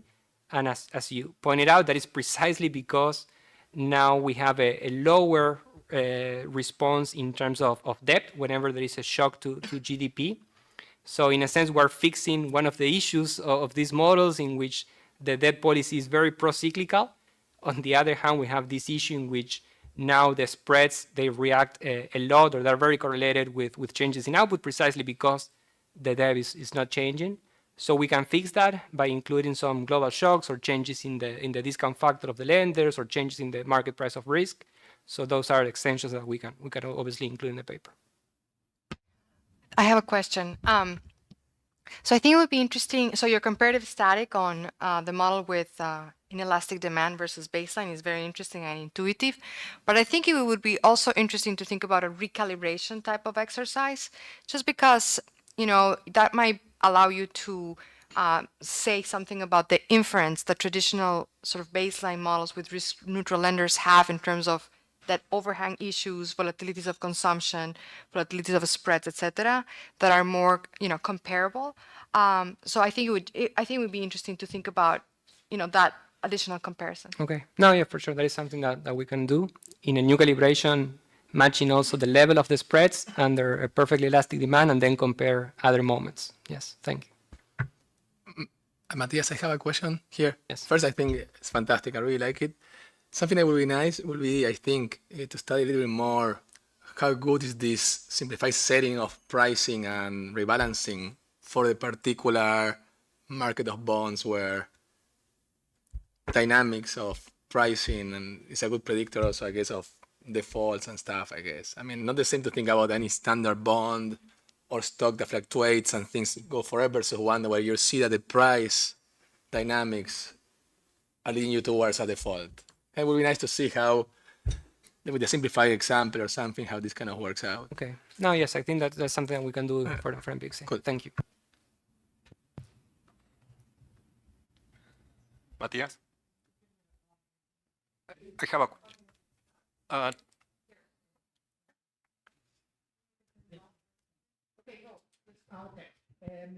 Just one comment. Oh, here. Just wait. Okay, now it works. Just one little comment. Of course, the elasticity of demand is a very important element, and you did, I think, a great job in estimating that elasticity. I suppose that the data doesn't allow you to go for a very long period of time. But one element that would be interesting is that when you think about globalization, so the way we can think about globalization is actually that it increased the elasticity.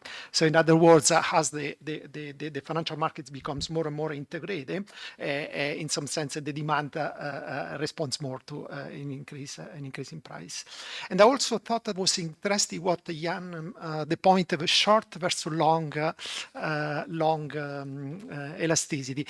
I think that she's right, that you are measuring the short elasticity. Yes. I was wondering, though, what are the implications? So when you think about the garment choice, is it more important the short or the long? And then it matters also what is the horizon of the garment. Yeah. So time consistency versus. No, I agree with your points. So measuring the long-term elasticity is challenging because of many reasons, as you can imagine.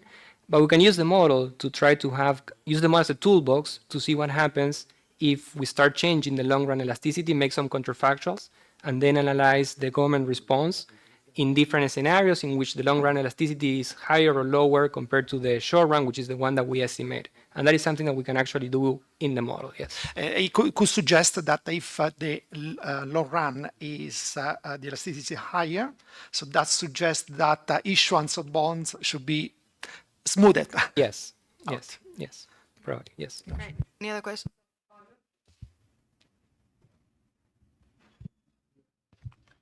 So do you know in the data, can you see if there is some market segmentation? Because if traders specialize in, like, let's say, Ecuador, then there is inelasticity already there, because I don't know, I have some information bias and I don't want to move to trading Colombian bonds. So that's a different story.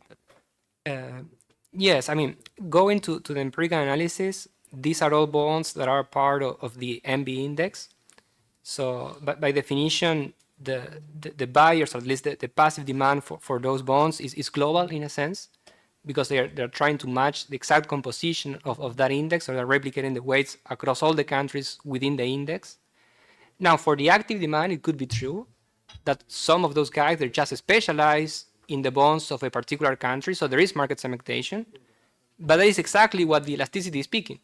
So we're being agnostic on what are the sources of the elasticity, but it could be market segmentation. The fact that, you know, some guys, they just want to buy some bonds, not others. So whenever there is a change in the supply of that bonds, they're not going to be able to fully react to it, and we're going to observe a change in the price.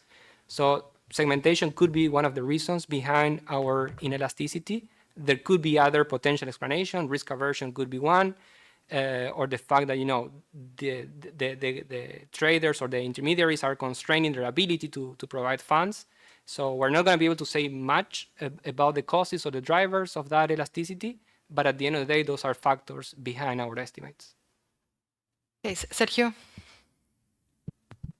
Well, thank you very much for all the comments, and thank you, Jan, for the great discussion. You summarized the paper very well and highlighted some issues that deserve more attention. One point that you raised, and also by Vincenzo mentioned, we use these estimates to do the high-frequency events because they give you good identification for many events. But the literature has identified also some big shocks that happen in these markets. For example, China's inclusion in the MSCI that can have effect within China across different type of firms, and spillover effects on other countries because of China's inclusion. We also did a paper with Thomas on Israel's rebalancing between the emerging market into developed countries, and showed that these effects can have large aggregate effects even at the macro level with the capital flows on exchange rates. So I mean, there are some shocks that are more, they are persistent and can be huge in terms of generating passive demand, more sticky demand for these bonds that can generate these inelasticities. Thank you. Okay, thank you very much for this great discussion. Let's do one more applause for everybody in the morning. We have lunch now, and we'll reconvene at 2. Restart at 2. I think lunch is maybe next, I'm not sure exactly where. Next door, perhaps. Yes.